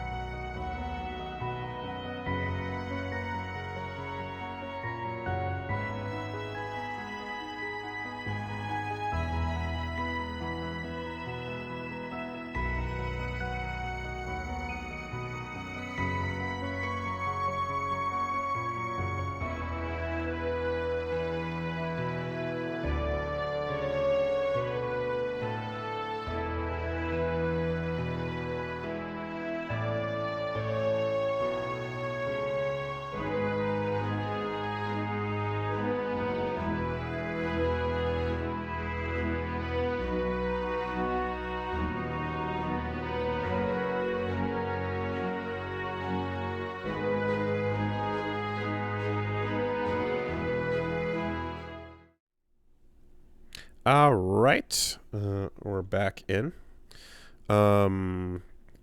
Yeah, so anyways, that's pretty much going to be it for me. If you'd like to check out more of our Mass Effect 3 adventures, you can tune into Wooly Versus over on YouTube. Also, Wooly Versus the Algorithm. We just got a new episode of Wooly Versus Whatever, where we watched some slop. I believe the episode title is Woolly Nutters Worldwide. Hate it. So tune in for some fun over there. Yeah, as the LP continues. Before we move on. And also quick announcement. So I guess just to let people know, since we're approaching it, MagFest is coming up. I am gonna be there with Reggie. Just we're gonna be in and checking it out, but no handshakes, no photos this time around, I think, for understandable reasons. Well, you're not going to let 400 random people touch you during a global pandemic? And become the vector? No, I don't think I shall. But I am going to be there, just in a different capacity from usual, as will Reg. So, yeah, that's going down. Cool. And for the next upcoming week, we're gonna just go heavy on Mass Effect 3, see if we can get some progress in before moving on to the next thing. So we've had to double time Bayo 3, and now that we've hit the finish line on that, we can make some big old Shepard progress. Never think about that game again. I might, because I do actually want to go and try the weapon I didn't try, and I think someone said the witch trials were a better way to, anyway, whatever. I'm gonna end up witch trials are good. I've been, believe it or not, but I've been pure platinuming the game. So just on principle. Yeah, I have to have a maximum amount of Bayo 3 street cred, so when I dunk on it in video form, people can't say I didn't play the game. Oh, I like that. Okay. You would. The spite platinum. Yeah. The spite rank. Yeah. I don't think I'm ever going to play Bayo 3 again, but I am going to think about it, because I am going to play DMC 5 at some point again, and during my DMC 5 playthrough, I'm going to start getting super mad. Why? Okay, so the news. The news. Did anything happen? So the Game Awards tweeted out that the longest awards show's acceptance speech in history was actress Greer Garson at the 1942 Oscars. She spoke for 5 minutes and 30 seconds. Christopher Judge's speech at the Game Awards was 7 minutes and 59 seconds. Video games stay winning, woo! Somebody call the Guinness Book of World Records.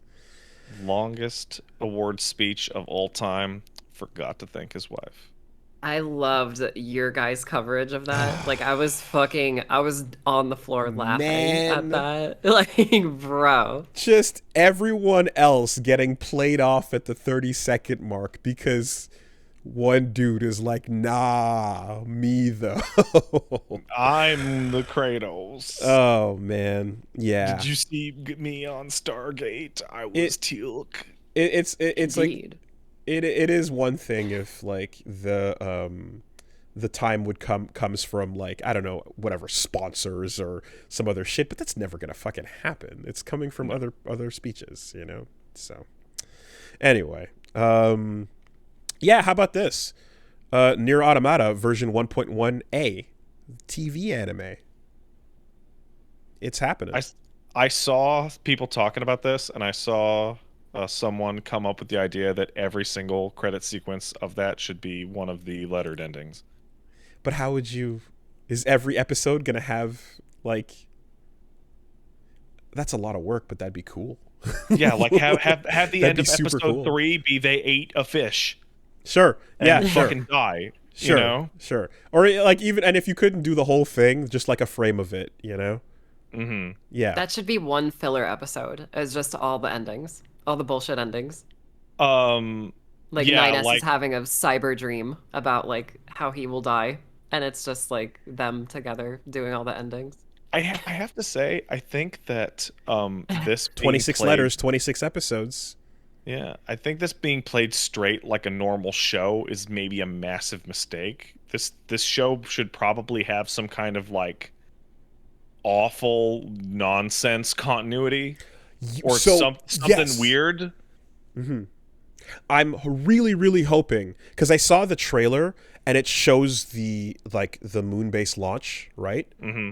And that sequence is one of the hypest fucking pops when you come back around on C and you get that fucking title drop, and it just it rises up in such a beautiful way that if you were to just do it sequentially, chronologically, and have that be the normal start of the story, you miss so much. I really hope they find a way to mimic the slow not the repetition, but the learning more about the situation as we revisit it part of things. You know, telling a story from another character's point of view as we move through it is a pretty obvious way to just like have the camera cut to 9S, you know, whatever. But once it starts moving from that initial point, if they just took the whole timeline of all endings and replays and just straightened it out and made it chronological, it would be awful, right? Memento is enjoyable because it's Memento. When you put it in straight order, it's a movie. It's fine, but I've seen that version of the movie. It's terrible. It's not. It's you're just, you know, and like also you get these moments of like confusion that last extra long. Where what? And it's like, no, we just saw it, the audience, so it's not that weird to us. But he's going you know, like it's So I really hope too they don't mess that up. But I'm happy that they're fucking doing it though. That's great. Yeah, it's exciting. I think like, you know, every Persona gets its adaptation, right? You just like a given at every time.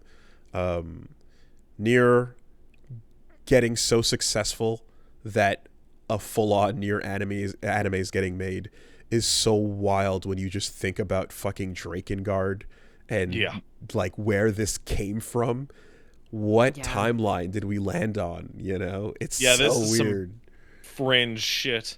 Yeah, the origins of this series are just unhinged. Like just something that, like the nichest of the niche. Like, what is this? You know what? I just saw somebody say something that would really actually make it work for this, which is that this anime releases on broadcast and simulcast and is never released as a box set, is never streamable outside of its simulcast. Just like hope you watched it live because it's gone now. And now it's gone forever. Yeah. Someone in the comments said that after you finish the final episode, it should delete your Netflix account.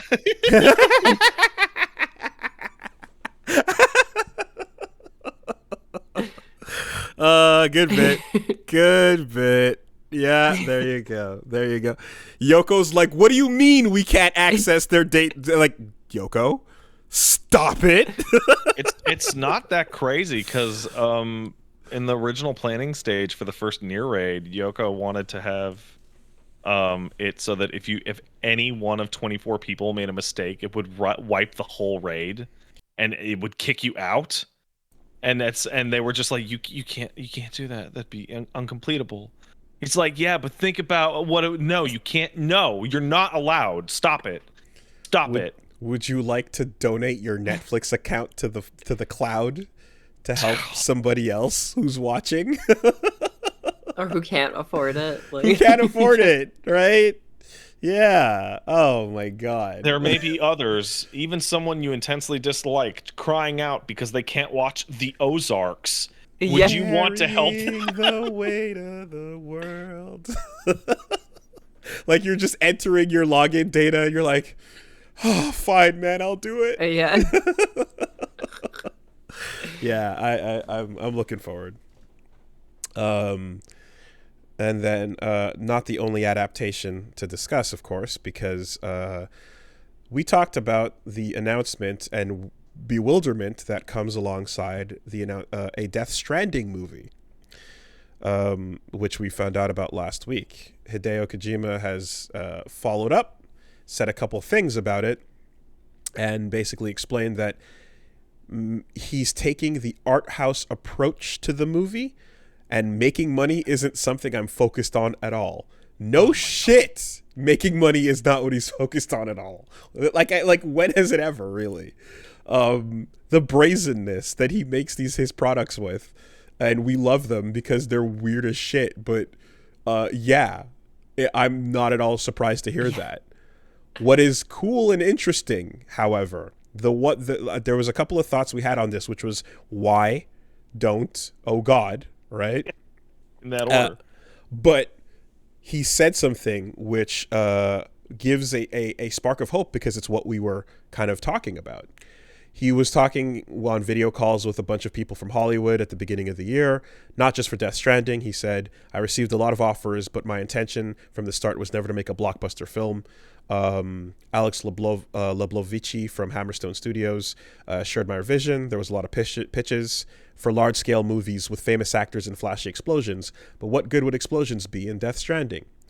Making money isn't something I'm focused on at all either. I'm making it for an art house approach, and the only person who offered to make a film like that was Alex, which makes me think he's a rather unusual type. The part that I like, though, is further ahead in the interview, where he says he has yet to decide whether characters from the game, such as Sam, will make it into the film, stressing he wants to steer clear of the mistakes of other adaptations. Oh, well, that's nice. The failure of film adaptations from games a while back led to a lot of movies that cater to gamers, right? But that's why they have the same kind of look as a game. I don't want Death Stranding movie to be like that. Rather, I'm taking the approach of changing and evolving the world of Death Stranding in a way that suits the film well. Games are games, movies are movies. Which is something you'd never imagine. Oh my God. Like, it is a wild thing to hear. That's outrageous.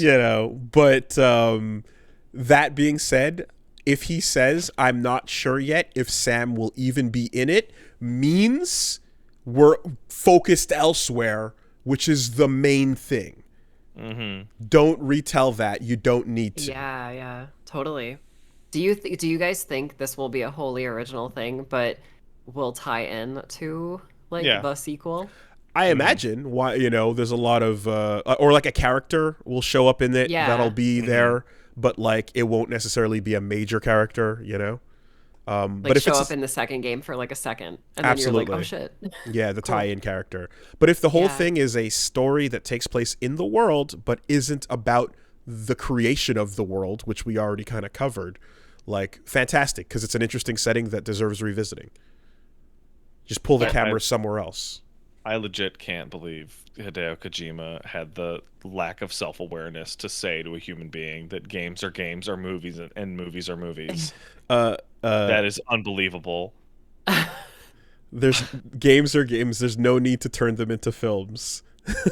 It's like, bro, Okay. what have you been doing this whole time? Have you played Metal Gear Solid 4? Your own games, sir. That is have absolutely you? Fucking wild. Amazing. Have you installed that thing and played it?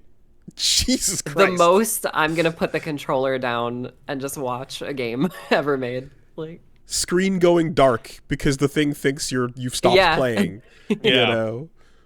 What the fuck? Yeah, so that's great. That's what they said. That's what they said in the boardroom. He was just like, just put some pictures from the other games in, and they have to press X every once in a while. Like, gotta keep the screen it will not bright. screen save. Yeah, that's the main reason. So cool. Well, let's see some side stories. Yeah.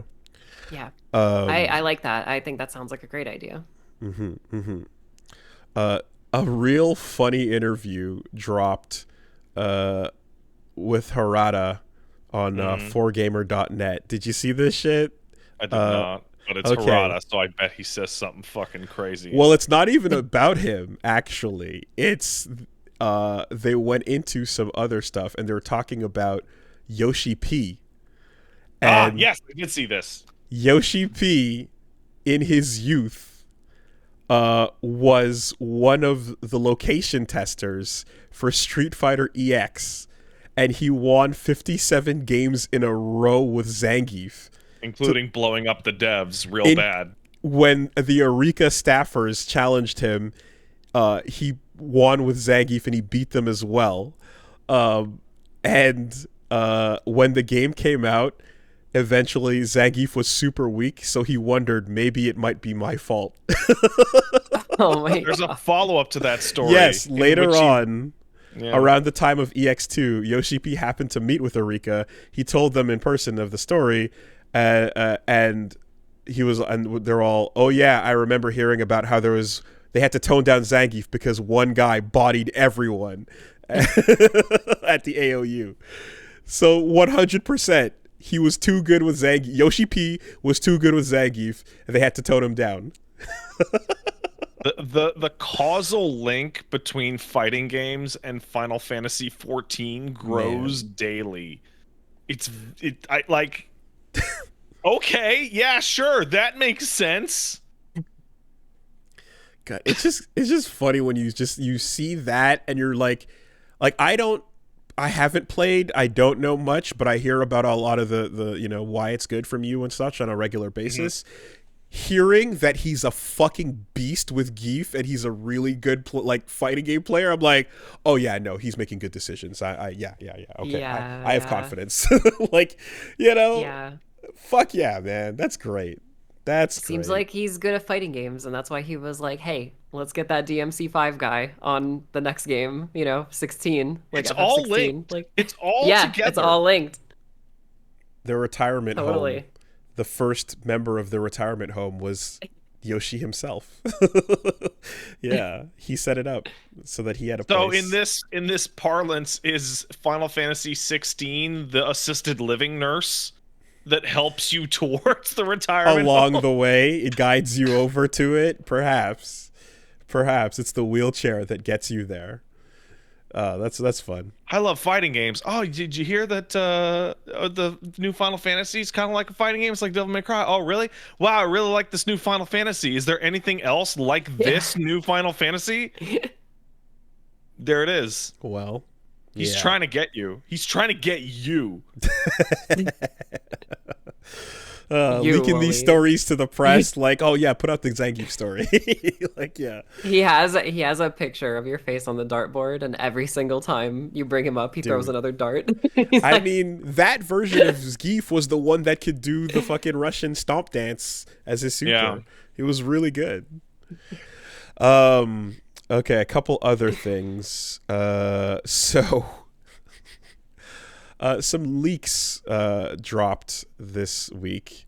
Oh, delicious leaks. One, Rayman 4. Yeah. The fucking game that got canceled before Rabbids came out on the Wii back in 2006. The whole thing dropped online alongside source code and level editors and such. So people are going through it now to see what would have happened. Oh. Yeah. Because after it went Rabbids, Rayman Origins came out later, and then that became the new direction for the franchise. But there was a full-on 3D platformer that became the Rabbids mini games, and now people are going through it, and I guess someone kind of went, yeah, fuck it, 18 years is long enough, dump that shit online. I like when that happens. Yeah, it's interesting because people get their a leak is one thing, but when people get their hands on the source code, like with Mario 64, they go crazy. Yeah. They retexture it, they fucking up-res it, you have it running in 4K and 3D and in every possible permutation. It's gonna be kind of nuts. I just looked up the footage, and the first thing I see is Rayman just beating the shit out of a rabbit and holding it and punching it in the fucking face. Yeah. I was like, okay. Wow. Well, there it is. I fucking hate those things. I absolutely fucking hate those things so much. I refuse to play that XCOM game that Nintendo put out. Well, because of those fucking freaks. I played that game. It was pretty fun. It's pretty good. Dude, they created a marketable little face annoying character that then they pushed like minions. It's and it just worked. minions. And just it worked. Minions. Absolutely. Note, however, that Tronbone and the Kobuns are amazing and deserve. They are, yes. All, and they deserve predate minions. all of this. Yeah, they deserve this heat that they're not getting. They're never going to get that heat. Anyway. Wait a minute, Tronbon? What happened? From Mega Man Legends. Oh, like, are you saying like Mega Man Legends 3? Predate. Servbots are minions. minions, but then minions just did servbots again. Oh, okay. No, that makes sense. Okay, They I stole understand. it. They stole it from us. Exactly, and then made it a like, multi-billion-dollar franchise. Yeah, I spaced out for like 1 second, and I really thought you said something like Mega Man Legends 3's source code leaked online or something. No, and I was like, what? Huh? No. Wait, really? But I can do you one better, though. You know what else had its source code leak online? What's that? Duke Nukem Forever. Again, the 2D platformer. Why is there a 2D platform version of Duke Nukem Forever? They made because in the Forever process of making the game Forever, you know, around the time like as Bayo 3 went through its iterations in the same way, there was a version of this that was a 2D side-scrolling platformer, and that is now leaked, full source code and a level editor, and people are playing Duke Nukem Forever now. Wild. What the fuck is happening? There's actually 3 versions of that game that exist. I guess technically one, the 3D one that got one, canceled, and then the one we a got. shitty one that we got. Yeah. And they're all trash. They're all trash. All this Yeah. noise over nothing. The entire time. The entire time, you know? But yeah, if you would like to go experience what all the hype was about back then, it's uploaded to archive.org. Like, you can just go get it. Man. I spoke to this is like kind of off topic, but not really. I spoke to Itsuno one night in an interview, and he and Matt Walker told me that there was a version of DMC3 that was extremely gory, and they designed it in a way to where the final hit on like a rebellion combo, wherever it made contact, it would cut the demon Slice. in that way. And Matt Walker was like, yeah, it's probably in someone's desk, and I should look through everyone's desks and just upload it online. And I was like, yeah, you should do that. You should do that, fucking Matt do Walker. that. Like, please. He doesn't work for Capcom anymore, unfortunately. He But should do it now, especially someone should do because it. he doesn't work there anymore. What are they going to do? Fire him? Well, it's like that makes sense, because Arrest why him. why does the goriest shit have to happen to Dante? Dante gets it the right? worst every time. Let the monsters get it for once, you know? Yeah. Although getting your face like ripped with motorcycle wheel is pretty rough. But that's cool. Ripped with motorcycle wheel.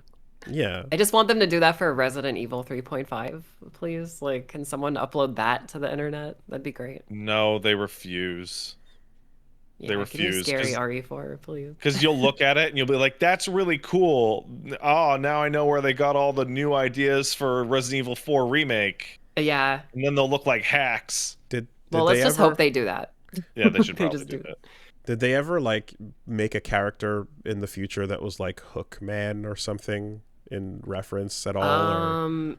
Or? So in Village, there's a few 3.5 references. But the hook thing is the vampire daughters. They have hooks Okay. that they attack you with. There's a fucking Haunting Ground reference in Village, which is really weird because there's a boss in Haunting Ground. Sorry, super tangent. Oh, yeah, there is. Yeah. Named Daniela, and you kill her by opening a window, and it like breaks like on the ceiling, and it stabs her. And there's a vampire lady in Village named Daniela with a ceiling window, and you open it, and it lets the cold air in, and then it freezes her, and then you kill her. So yeah, they're just recycling ideas. They've been doing it this whole Well, time. I mean, it makes sense because nobody played Haunting Ground, but like That was a you and me. Capcom And- game? Except for me. Yeah. Wait, what? You'd be forgiven for thinking it was another game because Well, it was supposed to be Clock Tower 4. Well, the dog from Haunting Ground is the dog in RE4. In RE4, yeah. Wow. It's Okay. the same dog. Okay, I again, I don't know anything about this game except for like I think I've seen the box of it type of thing. Like Yeah. Whoa, okay. Yeah, no, Haunting Ground has pieces of the we're trying to make a new Resident Evil game, didn't work, fucking spin it off era. Okay, no, I know nothing about this video game except it was a thing on a shelf sometime. Yeah, okay. Yeah. Huh. All right. It's great. You remember when Hideki Kamiya was making games and they didn't work out the way they wanted to, and then they made them into different games, and then those games were cool instead of just throwing them away like they did with Scalebound and what I assume is the first version of Bayo 3. Man, I remember. I said it before, they should but let him do that again. Microsoft fucked him up, man. Wait a second. How many games has Hideki Kamiya thrown away? Because he threw away Resident Evil 2 all the way back. That was like his first directing gig, and he's like, "No, this game's trash. Get out of here." No, Mikami made him throw it away because it was not good. Yeah, apparently. I still want it though. Yeah, 1.5. Yeah, still want it. Oh. Yeah. And then RE3, he was moved on to RE3, and then that became RE4, and then that became Devil May Cry. Fuck. So, I said it in the LP, but God, I want Project Gigi to crush it so hard. I really really hope that thing is just some new wild shit that's awesome. I hope so too. I hope that they are giving it their fullest attention and all cylinders are firing, you know. I hope. I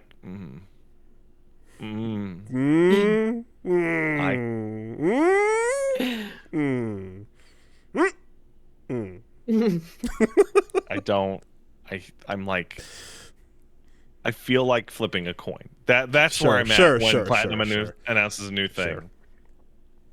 I just want like a photorealistic city and like a giant photoreal Ultraman knocking shit over, fighting a weird Godzilla No. And it just looks like an actual next-gen AAA video game.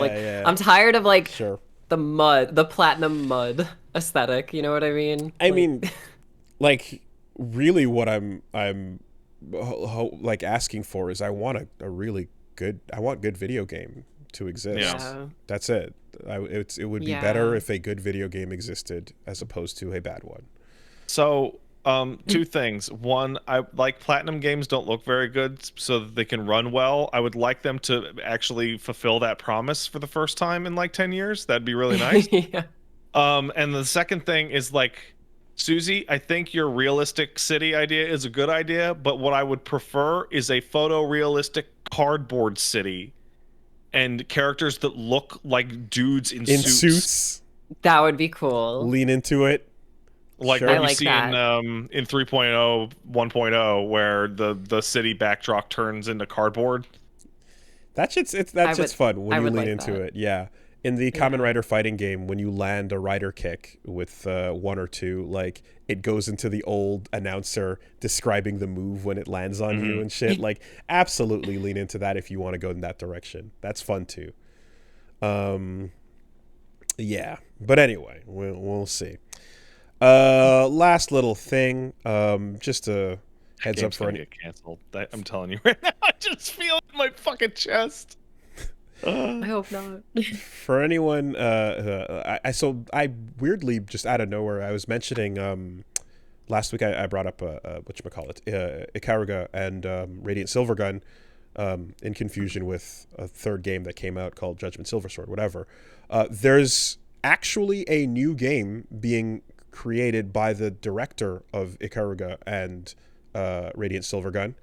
It's called Ubusuna, and it was originally announced like 1 billion years ago, and then we just kind of all quietly sat and waited because there's not much news about it. But we're crossing our fingers and hoping because those two are some of the fucking coolest shmups ever. It was announced for PS4 in 2014, and then dead silence.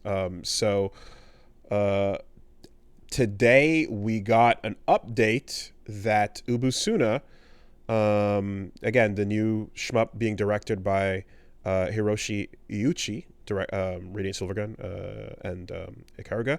They released a soundtrack EP, so you can go listen to that. They released some art. They released a prologue and essentially everything but gameplay footage.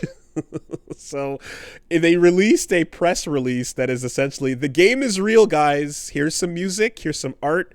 Here's the story. And here's some information on it. But we still have not seen the game itself. So hold on to hope, I suppose, is what we're supposed to do with it's this always information. a scary thing. I mean, for what it's worth, the assets are fucking sick. Like, this artwork of the ships looks like Ikatuga, right? Like, that was the rumored Ikaruga sequel kind of thing. It looks like that. Same style, same kind of design cues, fun bits and stuff, but so 8 years and they have some pieces of art to show? Unfortunately. That's bullshit. Yep.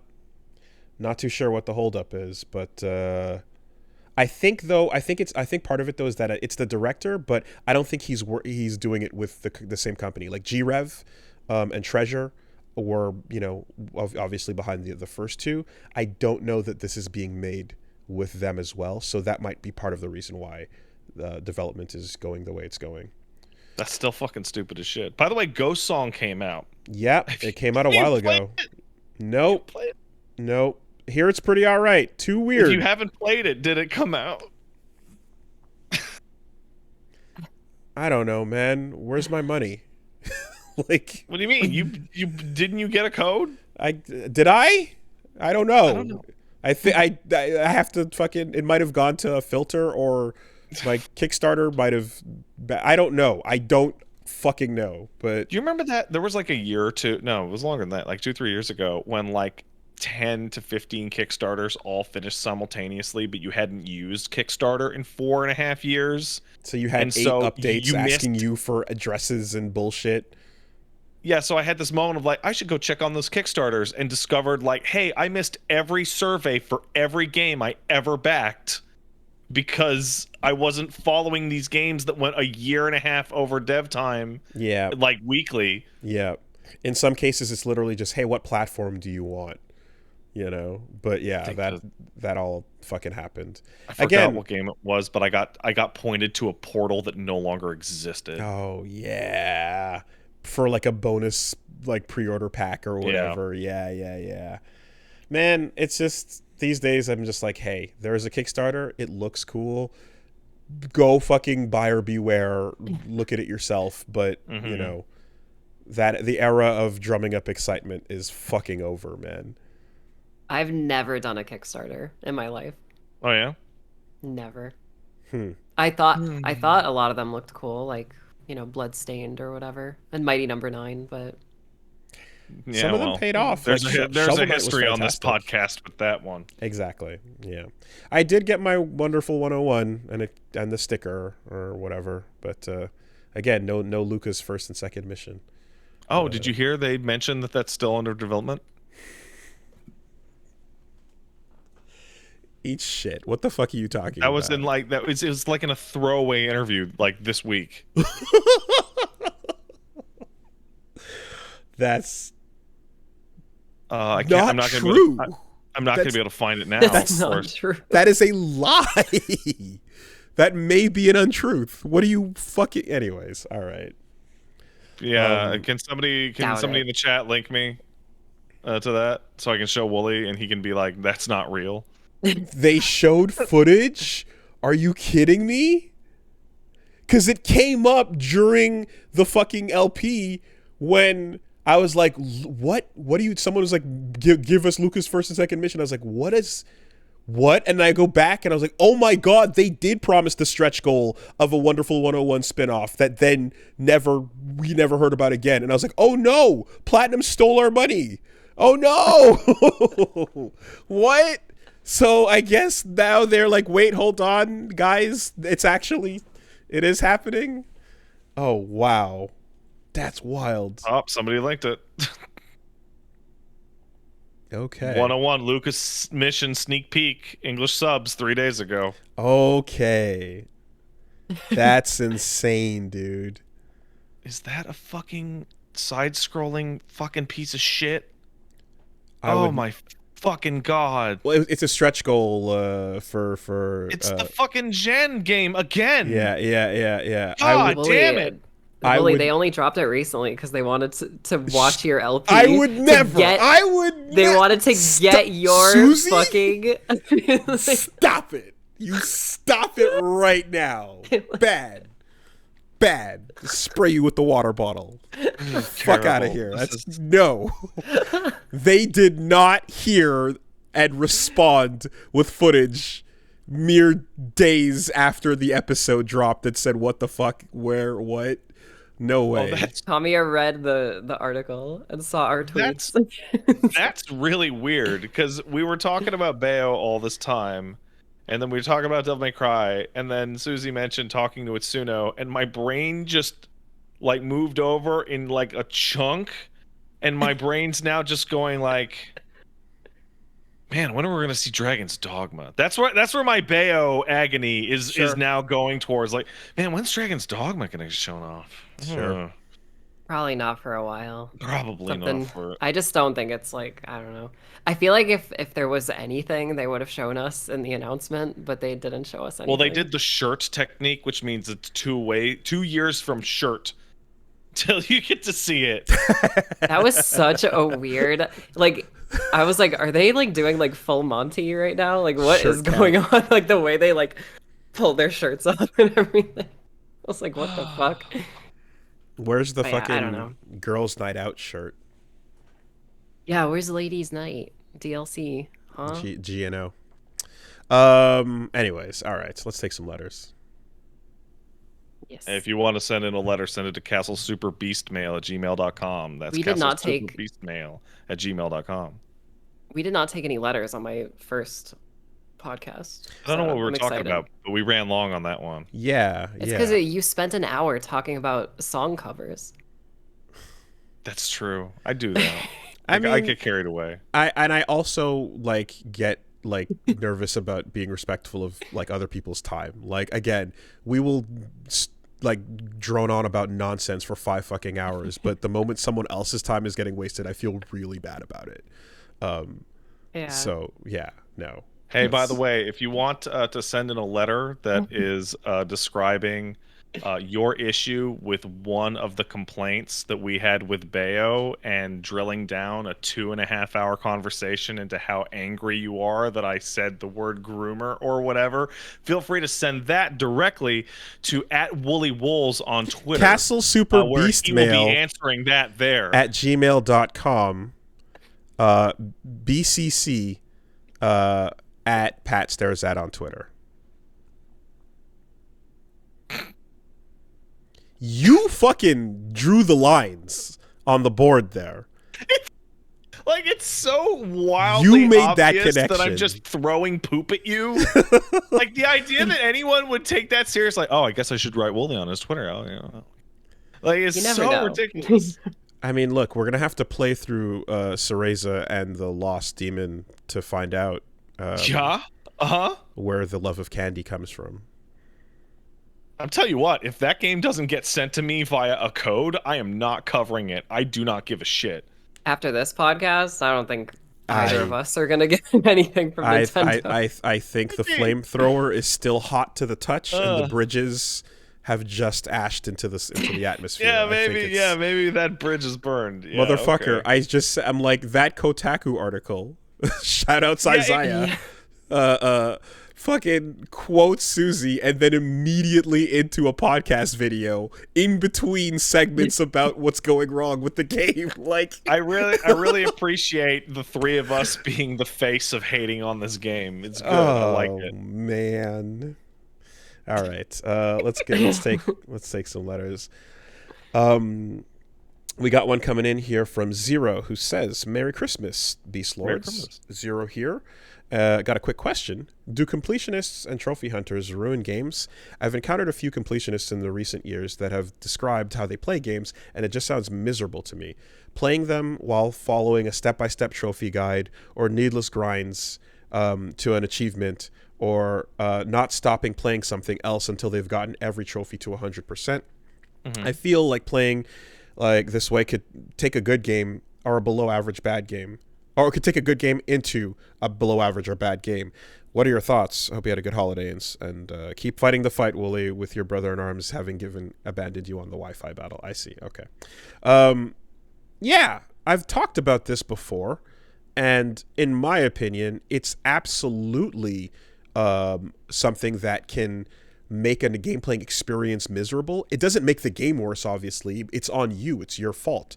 There's two people I can think of that are completionists in games, and they're the polar opposite in their approach. Because there's Shmup God Pat, for example, who will take a game he likes, play it normally, complete it normally, and then go back and replay and target the achievements and the fun stuff that he wants to do, and then do the cleanup after all the fun stuff's taken care of, and eventually platinum the entire game, which can take a while, but you're taking a normal experience, expanding on it with more enjoyment, and then, I guess doing the cleanup however you would towards the end there as residue, if you would.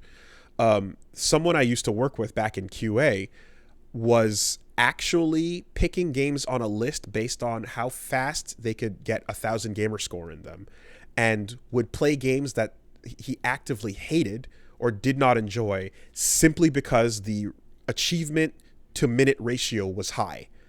And his entire night was like, okay, tonight we're going to play the Avatar game, get 1,000 gamer score, and then switch over to some other bullshit and some other bullshit, and like not even play them for any other purpose, but just target achievements first, foremost, and exclusively. Not complete them if completing them was not a requirement even.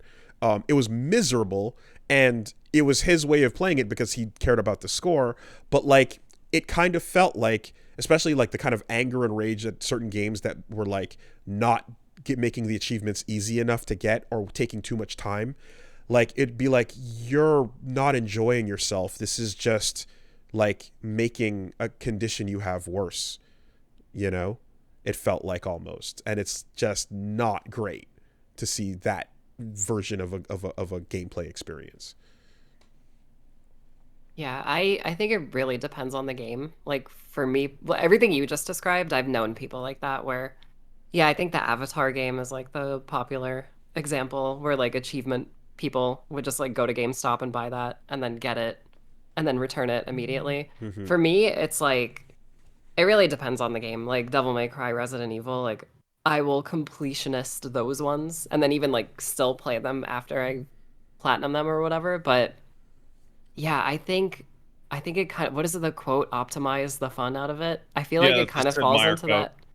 Yeah, it like falls into that territory where you're just like, what can I do to get just check this like these boxes off a list as fast as possible? And I don't personally think that's very fun, but I don't know, if you get your rocks off with that, then more power to you.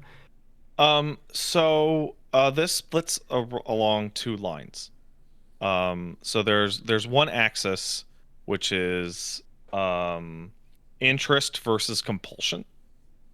And then there's the second axis, which is increase happiness versus avoid anxiety. There is the four quadrants on that.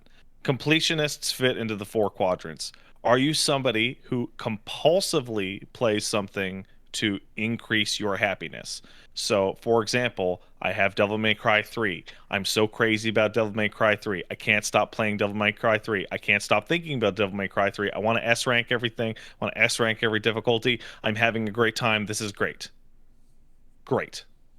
Then there's the person who non-compulsively completes DMC3 because it's something they pick away at over time, and it's a thing that they really like, and it's something they can go back to, and then they will over time pick it away.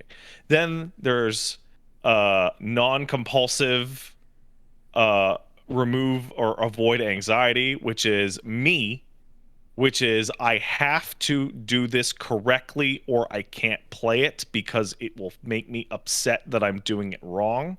I'm playing God of War Ragnarok. I have to do the side section before I go to the end because I have to do it in the right order.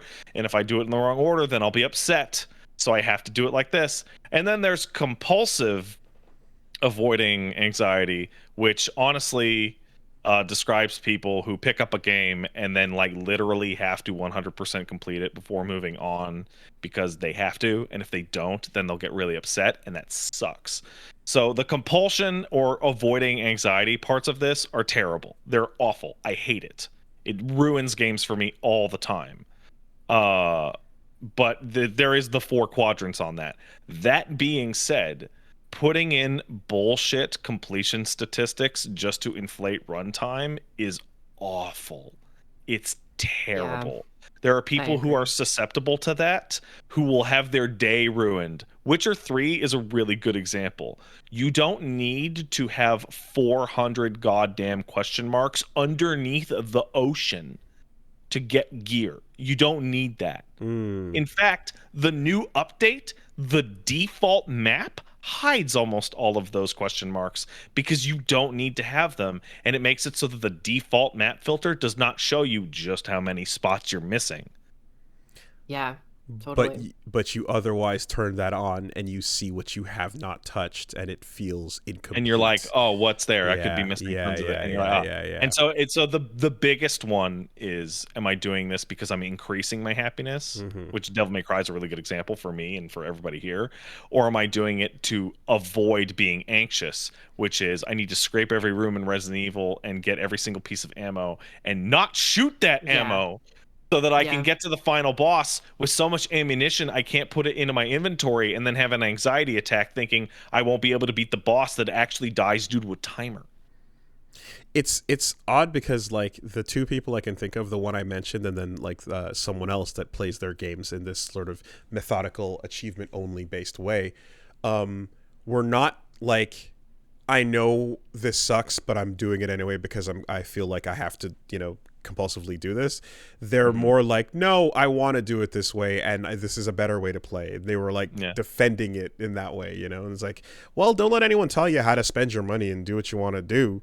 But to most people, like, I would say that, like, yeah, you're taking an experience that could be or should, or is best enjoyed, like, going through it as a gameplay and narrative, just pure experience, hindered by extrinsic value, and then after that you can insert the intrinsic value, which is your achievements and trophies or whatever, later on for if you feel like staying in the game. But so sorry, I was just going to bring up that because of how crazy things got at that time, we go back to the era of 360 XBLA games, and Braid came out and had those stars, which were non-achievement based achievements that gave you no gamer score. And there was a point that Jonathan Blow was trying to make about, are you even going to get these if you don't get a gamer score for them?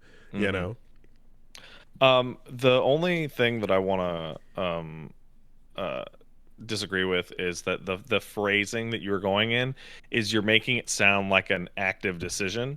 So when I load up let's say God of War, right? Oh, really good example, Susie, especially since you played it. Those fucking use the move X amount of times to upgrade the move things, right? And so if I was playing that game without on stream and I didn't have to make progress, I would have just sat there every time I got a new move and just maxed it all the way out. That's so funny. And that is obviously my decision to make, right? But the way that I feel about not seeing that big 0 or that incomplete mark on the thing, I can't control that. That part is out of my control. I look at it and I go, it's uneven, it's unfinished. Like when I have a JRPG and my party levels start to get out of sync by a good deal, I start to freak the fuck out. I can't stand it. Like the main character's 24 levels higher than everybody else. Holy fuck. I remember hearing you guys actually talk about that, specifically the God of War one, because I remembered as soon as you started talking about it, I was like, wow, that's really interesting, because like I wonder if I personally am like most of the players, because Mm-hmm. that was like I just saw it and I was like, okay. And whenever I just played the game naturally, just unhindered, and Hmm. whenever I got one of those notifications where it was like, you got the gold tier of this move, like I was just like, cool. Like Yeah, it didn't and even then affect me like at and then all. you could go upgrade it at the time, and that was like a little reward that you would get for, Yeah, oh, yeah. this, I really like this move, I use it all the time, therefore. Mm-hmm.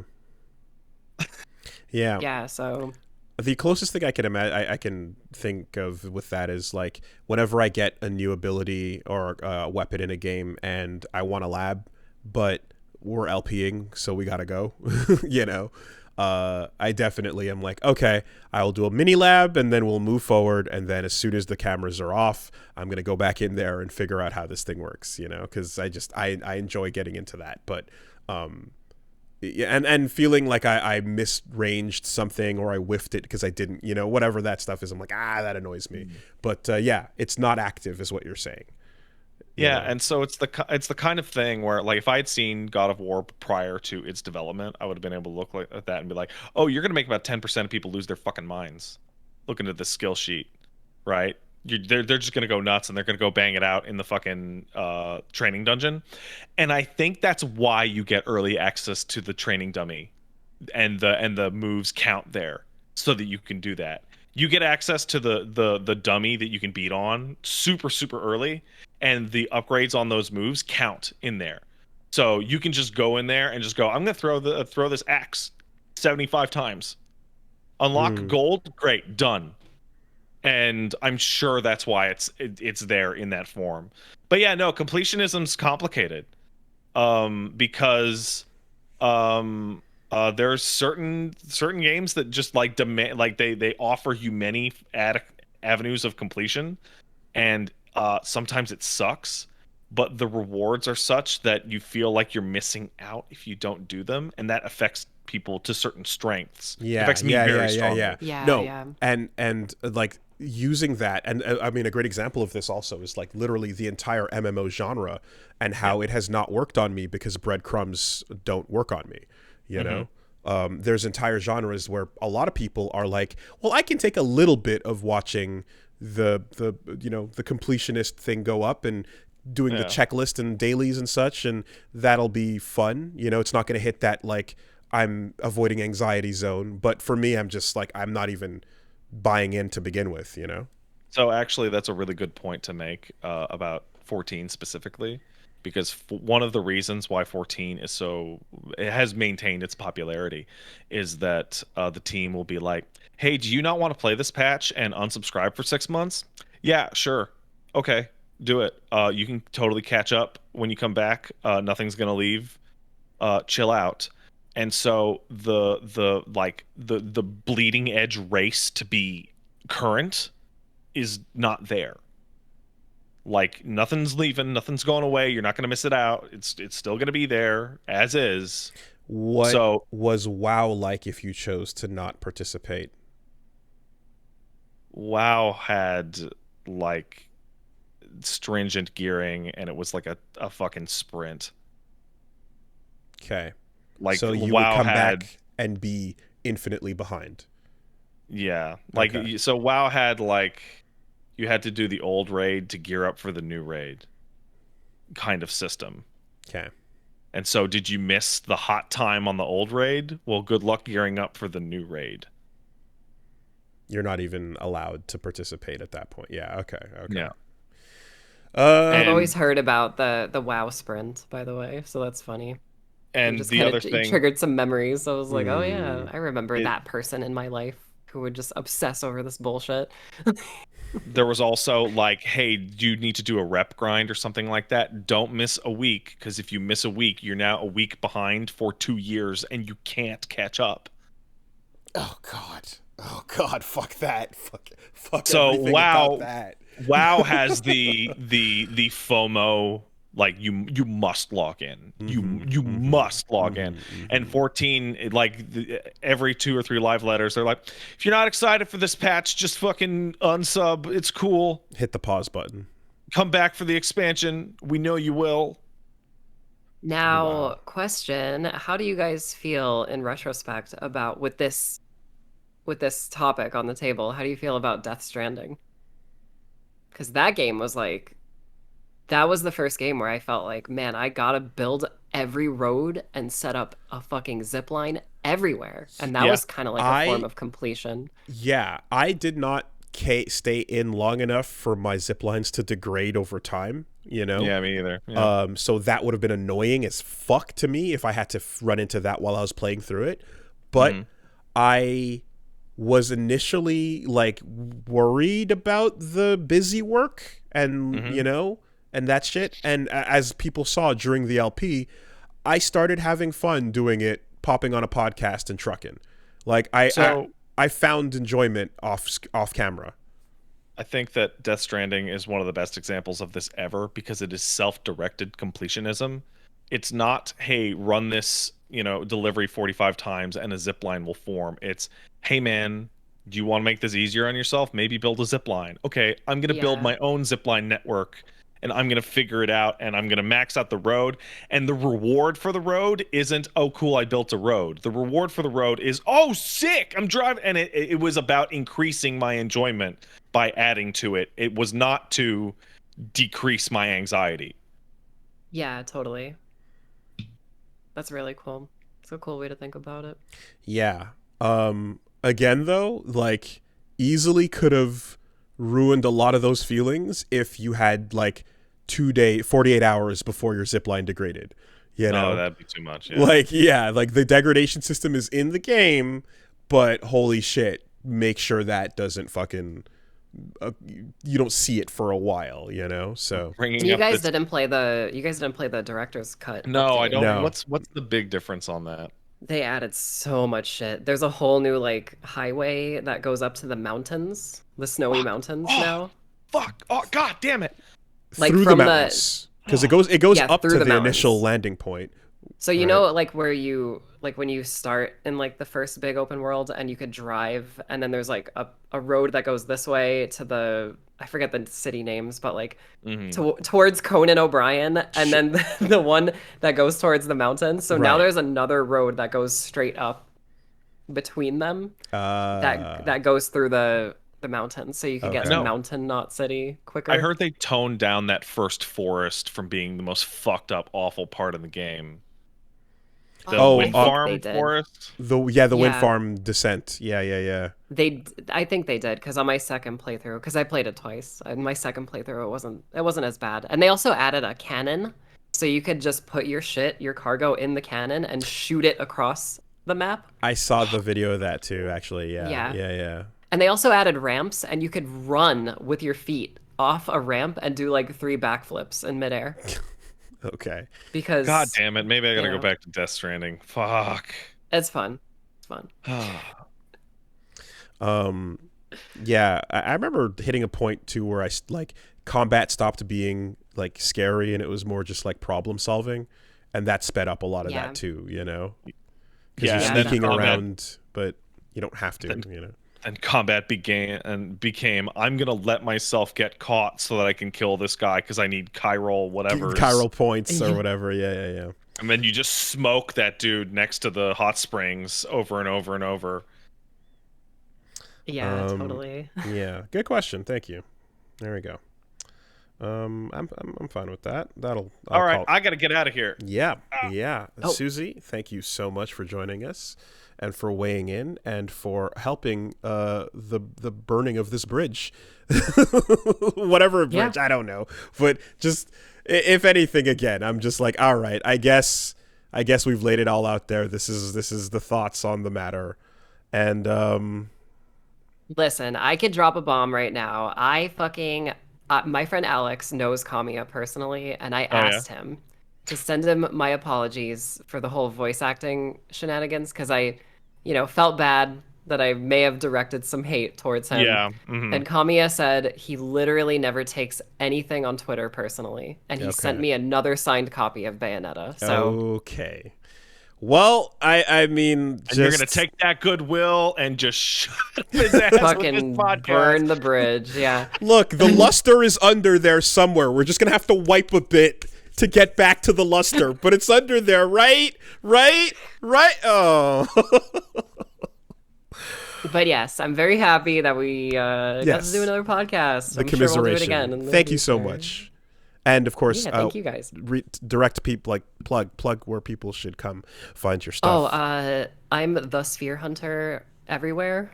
And I have a huge Dead Space 2 retrospective coming up. There's a lot of character study and story lore analysis in it, and it's going to be great. So look forward to that. There you go. Couple days. Oh.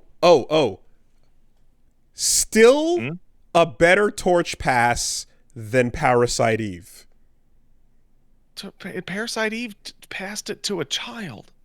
Yeah, it's better. It's better. With the creepiest fucking like just okay. No, Third Birthday killed. There it. are no it crimes the whole series. potentially being committed in the torch pass to Viola. All right.